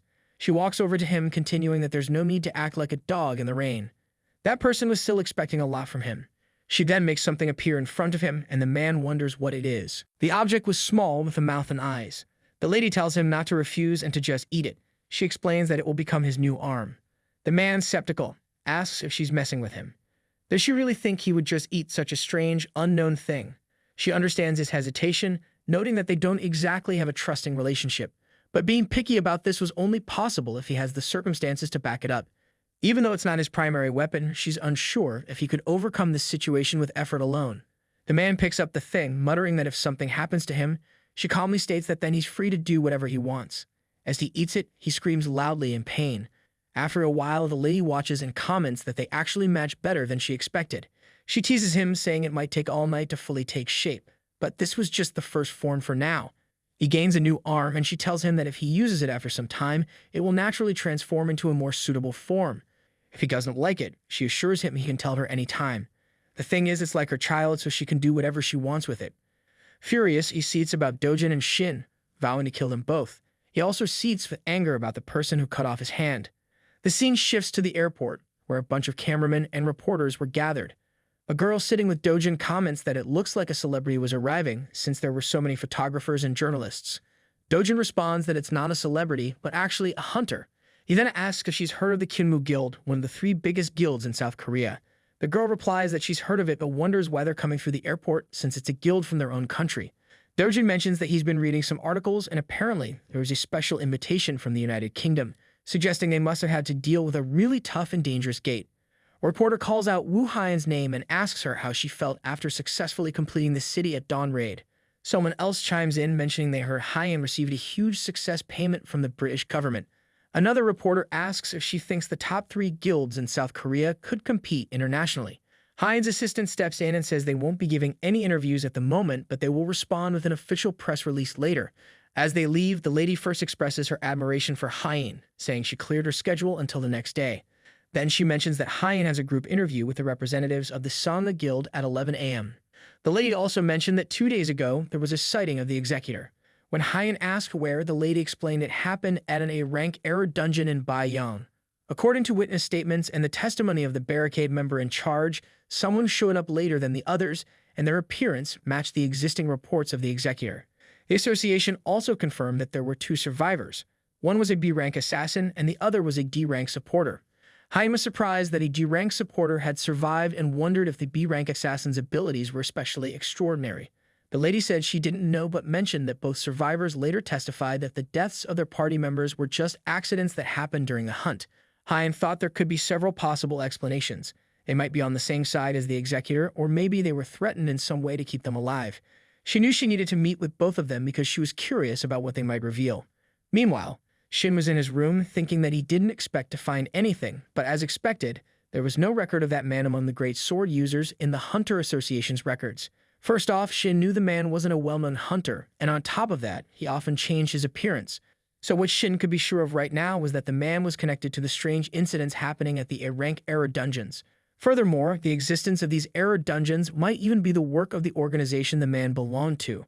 Shin also considered the case of the estate where Beth had been and wondered if they could have wiped out all the participating hunters, including Ta. Based on the abilities and potential of the people there, they could have all risen to become heroes in the future. If they had been wiped out, it would have been a huge loss for the future of the world. The fact that they weren't just stopping at forging dungeon ranks and were sending assassins separately suggested that the organization might be planning operations outside of dungeons as well. This meant that the real danger might be lurking outside the dungeons too. Just then, he got a call, and the person on the other end asked if they had contacted Shin. After the call, he went to a restaurant that evening to meet Kang. She commented that she expected a tidier outfit, given the place. She wondered if maybe she had expected too much. Shin replied that he would never been to a place like this before, nor had he ever thought about coming to one. The more time passed, the more distrustful he became of society. Shin didn't think his address or phone number was anywhere in the publicly accessible association database. Kang wondered about his address and asked if Kim had come to visit him. It was obvious what happened. Kim probably came looking for Shin, wearing that greasy smile and with his usual unfounded confidence. But Kang reassured Shin, telling him not to worry. She said she wasn't here to tell him anything hard to hear. She just invited him out because she had a personal interest in him. She even asked if he hadn't come because he was interested or had business with her. Then she invited him to sit, saying she would pay for the drinks. Shin replied that it wasn't the kind of conversation he could enjoy over a drink. If she didn't have anything specific to say, then he would just stick to his business. Kang was curious and admitted she couldn't remember the end of the last dungeon because she had fainted. That's why she asked him how he defeated the monster, because even Tae, given his condition at the time, had no chance. Shin replied that she should be asking Ta, not him. After all, he was a D-rank supporter with no combat ability. In that situation where everyone else was unconscious, there was no way he could have understood what was happening. All he did was use his remaining energy to create a sword, and he didn't know anything else. Kang said that was fine, but Shin was left wondering what she really wanted to say to him.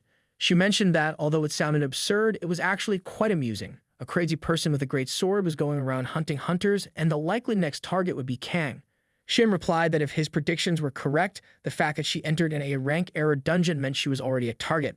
Among all of them, she was the only hunter not affiliated with any guild. Kang picked up where he left off, saying they would probably target her first since she didn't have the protection of any organization.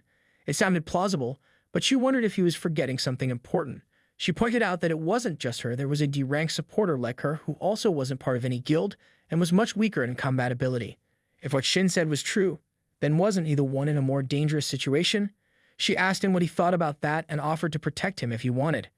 Shin replied that he had already told her everything he needed to, so he was leaving. He added that she should take what he said seriously because her life was on the line. As he left, Kang called someone, telling them that Shin had left, so she was asking the person to do their best since this was an opportunity they had been given, even if it meant going into debt. She ended the call and wondered what would happen next. As Shin walked alone, his power activated and the same man he would encountered in the dungeon appeared, wondering if he should say they would met after such a long time. The man didn't care about anything else, but he had to acknowledge Shin's guts. Only a few days had passed since their last encounter, yet here Shin was, walking alone at night. Was he really that thoughtless and foolish? The man sneered, thinking that whether Shin ran away or screamed, it would all be pointless. He was sure Shin hadn't noticed him, but Shin was already trapped. The one who set it up was incredibly talented. With the barrier in place, no one would know what was going on inside, and until either Shin or the man died, not even an ant could leave. Shin shrugged, mentioning that it wasn't bad. The barrier only blocked entry, but it was based on a principle that created a virtual space mimicking reality. He briefly forgot about the corrupted mana and felt uneasy, realizing he couldn't sense any presence. He wondered if the man had killed everyone living there. It was a real relief. Though just as capable as the man was, his organization had a level of discernment too. The man was curious about what Shin meant. Shin, however, replied that he had expected something like this to happen and that he thought they would come after him. It might even happen tonight. The man scoffed, calling Shin the perfect target and mocking him for being just a supporter who couldn't do anything on his own. Before Shin could respond, the man interrupted, attacking with his sword and telling him to keep babbling while acting so carefree. The attack landed, creating a cloud of smoke. But when the smoke cleared, the man was shocked to see Shin had created a sword to block the blow. The man thought to himself that this wasn't a half-hearted strike like last time. Any other fighter would have been dead immediately. Shin calmly responded, saying that it was the first time in a year he was able to fight one-on-one without worrying about any witnesses. As for being a supporter who couldn't do anything on his own, well, the man wasn't entirely wrong. Shin then attacked using the grid world and challenged the man to try and keep up. Hyung was in the car when she suddenly stopped, noticing that she couldn't see the sign indicating a gate, but she could feel the corrupted mana. She was a class considered mid to upper tier among support classes, and she typically used general mana, as well as distinct divine power. Divine power was considered the opposite of corrupted mana, so while some classes might not be able to see corrupted mana, they could still sense it. Her assistant asked if they should report it to the association, since the corrupted mana had appeared right in the middle of the residential area. Hyun suggested they wait for 30 minutes. If she hadn't returned by then, they could contact the association and report as planned. She gathered her power, grabbed her weapon, and headed off. Her assistant thought the area felt like a wall with nothing there, but Hyun seemed to sense something. Then, to his shock, he watched as Hyun passed through the gate. Not only had she crossed, but now he couldn't feel her presence at all. He hoped nothing bad would happen. Inside, Shin released his sword, preparing to attack the man. The man barely dodged, his anger flaring. He yelled at Shin, saying tricks like that wouldn't work on him. Then he saw a grenade fall near him. It was a KM-38 mana grenade, a high-powered weapon used by the army forces for dealing with large monsters. The blast hit the man directly. The lady watched from a distance, wondering how impressive it was that Shin had even made the Empress bow her head. But she thought he was still an opponent who could cause her trouble. There was nothing particularly extraordinary about the weapons he materialized. They were just strong, sharp weapons. However, because they could only demonstrate special abilities when wielded by their creator, it seemed like they had been designed with a focus on physical durability. What was truly incredible was the person using them. She realized Shin wasn't just throwing the weapons he materialized.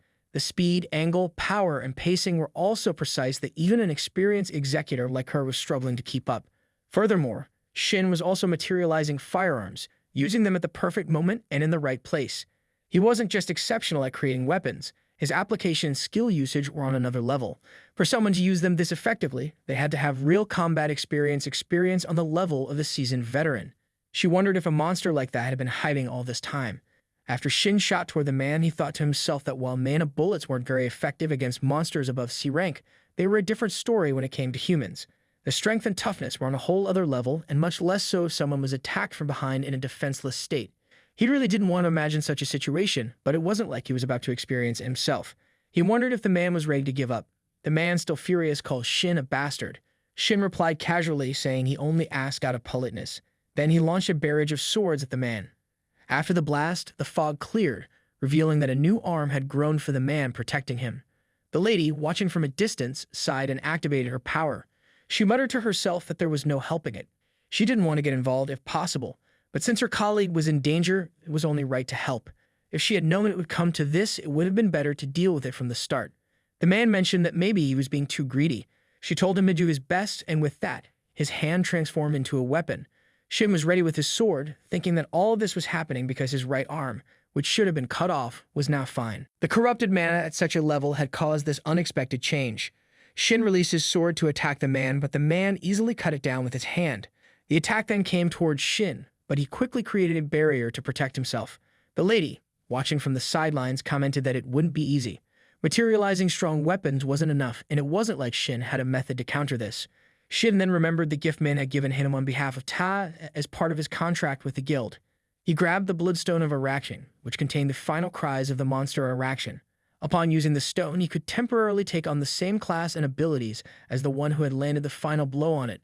His skill level and aptitude would match that person's for a minute, but when the time ended, he would lose 99% of his remaining stamina. Shin thought to himself that he never imagined he would use it on his own. He inhaled deeply and used the bloodstone. As the man rushed toward him to attack, the stone activated, and for a brief moment, Shin had the same team rank and aptitude as Ta. He stopped the man's attack with a giant sword and felt the overwhelming power of being a fighter class. Then the second round of the battle began.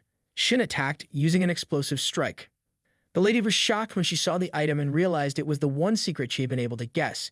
It was the temporary class change from an item related to the Bloodstone affiliation, and the physical strength and energy he had were only temporary, granted by that item. But that weapon, how was it that she could sense corrupted mana from it? She couldn't believe he had received power from that person, and how could an ordinary hunter use corrupted mana? She thought back to the Beth Estate raid, when Shin had no corrupted mana left. But somehow, even a small amount of corrupted mana in the Bloodstone wasn't missed by Shin's mana absorption. The system window showed that the mana absorption skill had been activated, and he had obtained 100 corrupted mana. Then the demonic weapon creation process kicked in, searching the demonic realm for a suitable weapon. Finally, a sword named Fragaract was forged. Shin quickly attacked with the sword, forcing his opponent back. As the enemy regained his balance and stood up, Shin rushed in again and unleashed a powerful blow. The lady felt something was off. Even though his class had changed, she couldn't ignore his strange skills and movement proficiency. It almost seemed as though he had been wielding a sword for years. Her question made sense. The Arachne's Bloodstone, while it allowed for a class change, didn't provide experience or proficiency. Plus, in his previous life, Shin never had a melee class, so it would make sense that he wouldn't have any fighter experience. That's why the demonic sword Fragaract was able to shine. Compared to the Leviathan that Tao wielded before, Fragaract was a step lower in destructive power. However, unlike the Leviathan, which specialized in firepower, Fragaract had a unique ability as a demonic sword. Shin felt like he was being entranced by something. His senses and consciousness were clear, but it wasn't him controlling his body. Even the thought of wanting to cut felt like the sword was moving him. The demonic sword, which takes over its wielder with its own will. And, ironically, that was exactly what made it so effective. In that moment, the weapon was perfectly in sync with its wielder. As Shin attacked, his opponent was terrified. As he turned to flee, Shin was already moving to strike from behind, slashing him down. As Shin stood there, he felt a sudden strain and wondered if the time limit had run out. The man, trembling, tried to get up, and Shin realized that with his current condition, one more strike would be enough to land a fatal blow. As the man tried to rise, divine lightning struck him. Shin, guessing what was happening, turned to see Hein approaching from behind. She called out to him, saying she had a lot of questions, but it didn't seem like the right moment for small talk. Noting the severity of his injuries, she told Shin not to move and to wait right there. Hein then captured the man, assuring Shin that she would make sure they wouldn't lose him. The man, confused, wondered what was going on with his body, then started bad-mouthing Hein, questioning what kind of situation this was. When Hein didn't respond, he asked if she was even listening, urging her to do something. Hein calmly pointed out that he didn't have any other choice. Then the man was placed into a machine designed to kill by decapitation. Shin and Hein stood there, shocked as the man was killed. The woman appeared, commenting that it wasn't a huge surprise. She hadn't expected it to happen like this, but she didn't think Shin would suffer so much. In the end, the man had been worthless. With that, she removed the useless part. Hein shouted that it was enough, warning the woman that if she made another move, she would attack. The woman wondered what Hein intended to do, and before she could think further, Hein launched an attack using divine power.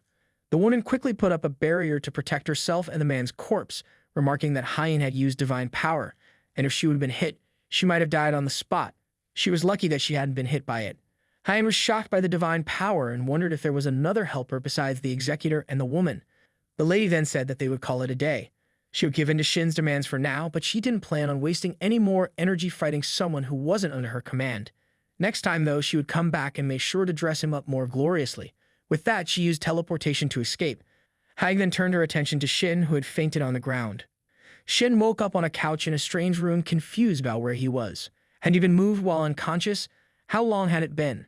To his surprise, he felt almost at his peak. He was exhausted, and it seemed like he should have been bedridden for a week, unable to move a finger. But instead, he felt completely refreshed. He noticed that his hands were restrained. Just then, Hein entered the room. She told him that she wasn't sure how good his physical condition was, but she had done what she thought was best. She asked him to let her know if he felt any discomfort or if something was wrong. He responded that he thought he was almost fine, all thanks to her. He wanted to thank her for helping and treating him, but then he asked why she had bound him. Hein explained that from now on, she wanted him to answer her questions as truthfully and honestly as possible. She then asked why he had been with those people. She promised to answer any questions he had after that. Shin realized that she already knew his name. He greeted her and then signaled for her to start, asking her to explain what had happened. Hein was an S-class saint widely known among the public, not just the hunters. She was also the guild leader of Hyunmu.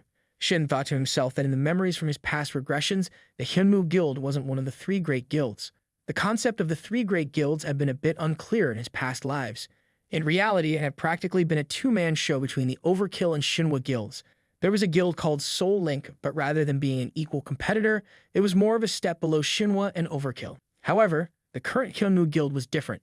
It was now one of the three great guilds, measuring up to Overkill and Shinhwa. The difference between this world and his memories was so vast that he found himself curious about how Hyunmu had managed to rise so far, and Hayam was the key to that success. She explained that, to put it simply, she was just returning home after carrying out her plans. Shin thought to himself that she was the best healing-type supporter, someone who had made a miraculous jump from C rank to S rank. He agreed with her, explaining that he hadn't been with those people and had actually been attacked by them on his way back. He recalled that in his previous life, far from being the guild leader, Hein had been a mere supporter who had plateaued at B rank. He hadn't known her personally, but they had crossed paths a few times when their guilds worked together. As he remembered, she wasn't weak, she had an air of gentleness about her, but it was clear she didn't have the sharp edge she carried now. He couldn't help but wonder why her personality and abilities had changed so drastically. But there was no doubt that these changes had primarily benefited her. In that sense, Shin had every reason to suspect Hein of being in league with the hero hunters, but she had actually rescued him and stood up against those guys. She then said she had one more question. Was he acquainted with the executor? Shin replied that it wasn't a question he could answer, but he would like her to answer his question first. He noted that she seemed to know the executor very well. Given that she hadn't reported him to the association and was personally interrogating him, it seemed like she intended to track him down on her own. So he asked why she was doing that. She responded, asking if he was questioning the person who had saved his life. Shin replied that he wasn't stupid. He couldn't even use magic since he was tied up, and there was no telling when she might decide to kill him, so it made sense for him to question her. She told him that she had already stated that she didn't intend to harm him. Shin responded that he couldn't just take her word for it. It was true that she had spared his life up to that point and fought the executor, but that alone wasn't enough for him to tell her everything he knew. Shin pointed out that Hein had seen it with her own eyes. It could be that, after the merciless killers of his comrades failed and things didn't go well, she fought the executor to rescue him. Or maybe it was all set up from the start to abandon the executor, so she could extract information from him. Somehow, she had managed to get through the barrier the executor had set up, a barrier that supposedly no one could pass. If she really knew about the executor, then Shin's suspicions weren't just paranoia. Basically, she didn't want superficial answers, she just wanted proof that she had no connection to those guys. She laughed when she heard him suggest she had connections with those bad people, saying it was unpleasant. She decided she would tell him about herself first. She started by mentioning that she had a younger sibling named Jayen who, unlike Hein, was extremely talented and capable. Shin realized that unless it was someone with the same name, there was no doubt that Jayen the Fire Lotus's Jayen was one of the players called a hero. And then it hit him Hein was Jayen's sister. Hein explained that guilds had recognized her sister's talent and had offered for Jayen to join them, but she refused all of their offers. Hein suspected it was because Jayen felt like a burden to her and always wanted to be with her. 2 years ago, Jayen had come home excited and full of energy. She told Hein that if everything went well, they could start their own guild, and she felt so lucky. As she spoke, Jayen pushed a piece of paper toward Hein. It was the winning bid for the gate, the trap that had taken the lives of everyone there. Shin told Hein that the winning bid must have been a forgery and that the gate was likely an unidentified one. Hein asked how he knew, but it was clear he was right. It had been an unidentified gate, and on top of that, it was a high-risk dungeon. Even so, if it had just been a regular dungeon, Jayen could have gotten out. Hein continued, saying that when she had been standing on top of a mountain with Jayen, that bad boy had shown up. He asked why they had to tire themselves out and said they should at least be loyal to the party members who had left them behind. He acted like they didn't even have a choice in the matter. Jayen had gotten angry, creating fireballs in her hands, and challenged him to try it to see if he really thought she would let someone like him do whatever he wanted. He had remarked that she really had guts. Then, he attacked Hein, knocking her down, and said they should get rid of the small fry and get started. Jayen had rushed to save her sister, but she failed. That was the last time Hein had seen her sister alive. Even after falling from that great height, Hein was still alive. She got up and left, determined to see her sister again. But when she finally reached her, she found Jayen dead, lying there. Hein kept telling Shin that ever since that day, she had done everything she could to get stronger. She desperately honed her abilities as a saint, joined the Hyunmu Guild, and rose through the ranks. Back then, her abilities had been pathetic, but on the brink of death, something had awakened inside her. The only reason she had survived after being pushed off the cliff was because of the skill that had awakened within her. No matter the injury or even the threat of death, as long as it wasn't too late, her healing skill could bring her back to life.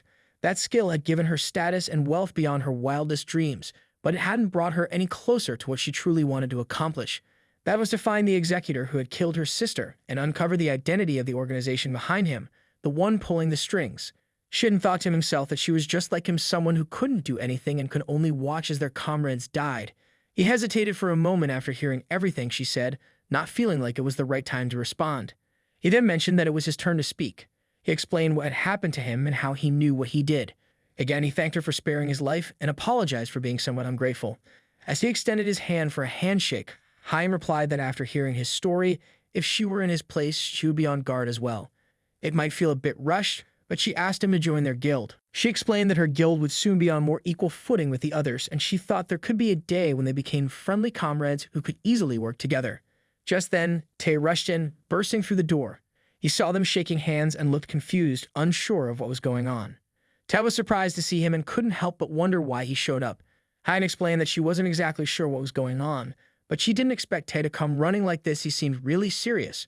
She went on to say that she and Tae trained at the alumni center together and were assigned to the same group, so she got a lot of help from him. At the start, everyone who awakened had to go through basic mandatory education before becoming a hunter. There was one class each quarter, and in a year, there were 4 classes where the newly awakened entered the city center. That's where they learned the basics of using their abilities, managing mana, and all the laws that every awakened person needed to know. After training, she and Ta didn't really see each other much, but once she joined the Hyunmu Guild, they started running into each other every so often. They had a pretty good working relationship for a while, and then they saw the Executor during the latest incident. Since then, the Executor had been targeting Shin, the only survivor. While investigating the whereabouts of the other survivors, including Dajin Haiyan, found out that the Overkill Guild had their eyes on Shin too, which was why she texted Ta asking about him. But Tae denied knowing anything. That response surprised her. It was the first time Ta had lied like that. Haiyan figured he must be really interested, which was why she had reached out to him first. She wondered if Ta's side was spying on Shin, following his every move. It seemed like there could have been a serious misunderstanding between them. Ta denied spying on Shin and said it was more important to explain the situation. He also wondered why Shin was there. Haiyan asked if he remembered the conspiracy she mentioned before, the one she talked about with him and Kin a while back. Back then, Tai had given them a bunch of information and asked for their cooperation. There was a certain group targeting hunters for various reasons, and they needed to investigate by bringing all 3 guilds into it. But neither Ta nor Kim believed her, even though she understood why Kim acted that way. Ta had said they needed more evidence. Shin thought that Kim and Ta must already know about it. Haiyan continued, saying it made sense they needed more info, which was why she called him there. That certain group had attacked Shin that night, so she stepped in and stopped them. And Shin was the proof of her words. Tae asked Shin if that was really true. Shin confirmed it, explaining that the people who had attacked him before came looking for him again that night, along with their colleagues. As Tae heard this, he asked why Shin hadn't told him about it earlier. Shin asked if Tae didn't know why. Haiyan just sat there, familiar with the situation, but still reacting like it was hard to believe. Putting aside the fact that Ta might not believe Shin, it was clear that Shin could have been marked by the association and treated like a lunatic. The risk had to be incredibly high for him, and it wasn't like the two of them had a close relationship. Despite everything, Haiyan knew they had kept in contact frequently, but it seemed like Ta had been able to get through to Shin. Still, she wanted to hear Shin's response to her offer about joining her guild. Shin thought the offer was more than just a simple cooperation. Over the last 2 years, Haiyan had investigated countless missing persons cases, many of which she believed were linked to the Executor's group. She mentioned that after she started her investigation, she noticed a simple, obvious pattern. In cases involving 2 other guilds, plus a few others that met certain conditions, there were no rank discrepancies or unusual accidents with the gates, let alone missing people. Tae, looking at those conditions, said he didn't think it was simply about the size of the guild. He thought the guilds with influence over the association's system wouldn't care so much about size. It had to be about the destiny of the guild. She explained that in guilds with a lot of members, there were actually more cases of suspicious disappearances compared to guilds with fewer people. When someone went missing in these large guilds, they would often cover it up to protect the guild's reputation, making them an easy target. Shin mentioned that aside from those situations, there weren't any obvious targets. She added that guilds without any missing people usually had solid organization, with a ranked guild master at the core. In these places, even if the guilds were smaller, there was a strong sense of unity, and everyone looked out for each other. They wouldn't just ignore the disappearance of a fellow member. She felt like even though she was openly investigating, and maybe because of her connection to Hyunmu, she sensed that they were trying to avoid her. Even Kim, with his usual personality, definitely took care of his people, which was why he was able to lead the Shinhwa Guild. She suspected they were avoiding unity, but she doubted they could keep it up forever. For now, though, that would be the last thing on their minds. Still, just having that sense of safety was enough to get through for the time being. Tae agreed with what she had said, but there was no need for it to be Hyunmu.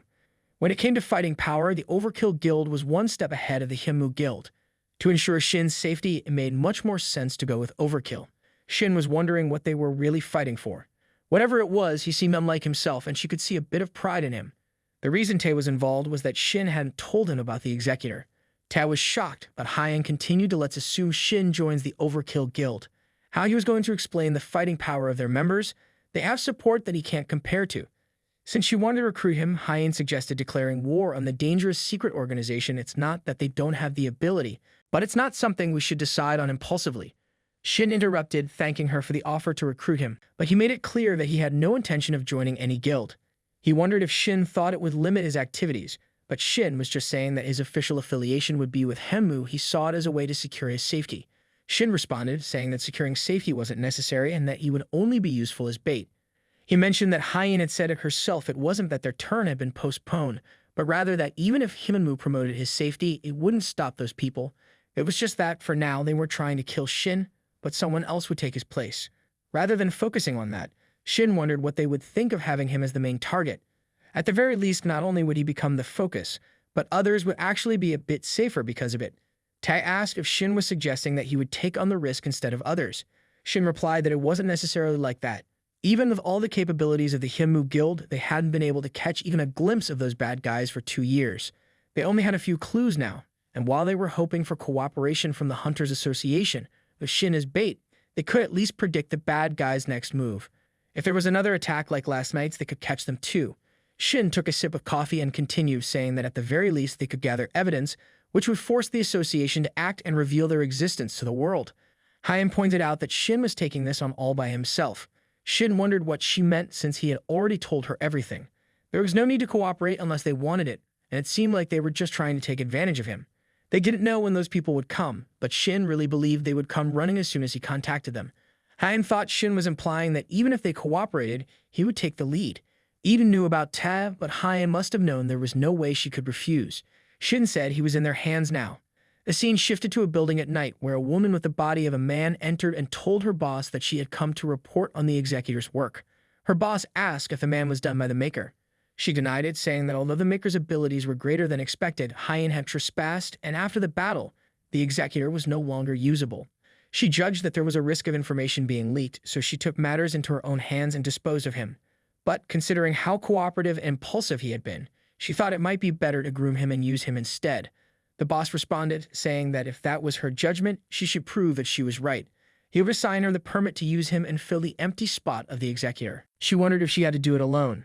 He replied that it wasn't because he didn't trust her abilities, but because hunting was a more important task. He wanted it done properly, without any distractions, and he trusted her to handle it. She thought the boss was asking about her, but then she told him she would do her best. The boss asked, apart from Hyen's trespassing, if the Maker had any special features. From what he knew, the executor only actively approached those he was interested in. She mentioned that the information from the association was off, and that Shin wasn't his average Maker. His weapon materialization quality and proficiency were at least a rank, and using that he was able to hold his ground against the executor in battle quite well. The boss wondered if she was saying that considering the fundamental differences between supporters and fighters, Shin was at least 2 steps ahead of the executor in terms of experience and reading movements. She agreed and added that although it was brief, Shin used corrupted mana, which was quite different from the methods of corrupted mana use she was familiar with. The boss became agitated and told her from start to finish, without leaving anything out, just tell me everything that happened, as detailed as possible. A few days later, Dojin stood in front of the Overkill Guild building on a call with Shin. He mentioned that he had arrived a bit earlier than scheduled just in case, since he had a lunch appointment with Ta. Ta told him he was free at the time, so it would be fine to have the interview at the same time. Shin agreed, jokingly asking for the most expensive meal possible, knowing that Ta wasn't the type to be cheap with food. Dojin wondered how expensive it would be and admitted that he didn't like those kinds of places, but he wasn't sure he would be able to stomach anything because of his nervousness. He knew that by officially joining, he was more or less collaborating with them to resist those guys, but still being one of the 3 major guilds made him nervous just by their name and fame. Shin, however, reassured him, saying that with Dojin's abilities there was no need to be nervous. Dojin appreciated the encouragement. Shin told him to reach out if he ran into any issues. He felt Dojin would be fine, though, because he was talented enough that joining one of the 3 great guilds was nothing surprising. And above all, Dojin still had plenty of room to grow. He was like an unpolished gemstone. Even without Ta's direct guidance, there were plenty of talented people in the Overkill Guild who could mentor him. Compared to when he used to work alone, being with the guild would definitely help increase his abilities. Shin wasn't sure what they wanted, but for now he would serve as bait until they made their move. He remembered his conversation with Hyen, where she asked if he hadn't done anything about it yet. He had replied, as he had said before, and that he hadn't done anything yet and was going to continue acting as a regular supporter, pretending he hadn't revealed his true strength to her. Ta said that since Hyen and Shin had disappeared together, they would probably think he was connected to the guild.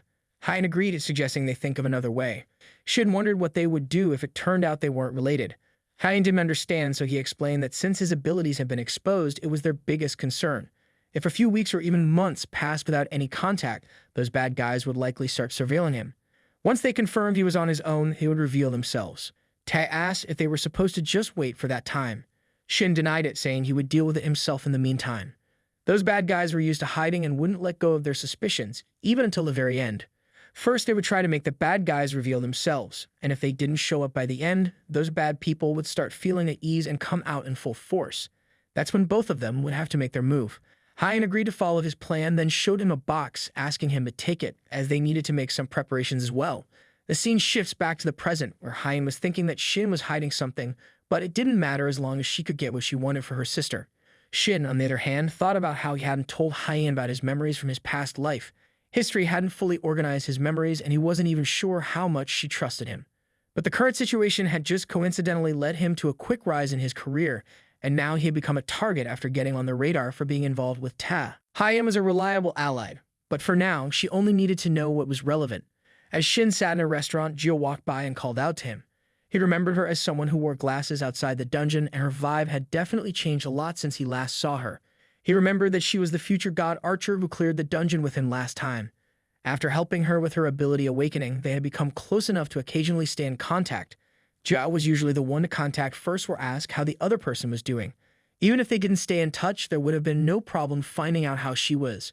After awakening her ability, she began to distinguish herself, taking on a more serious and determined attitude than before. She had been working tirelessly, to the point where it almost seemed reckless, but despite all her hard work, she kept clearing countless dungeons without showing any signs of exhaustion. In a short amount of time, word of her abilities and growing fame spread, and she quickly became known as a rising rookie.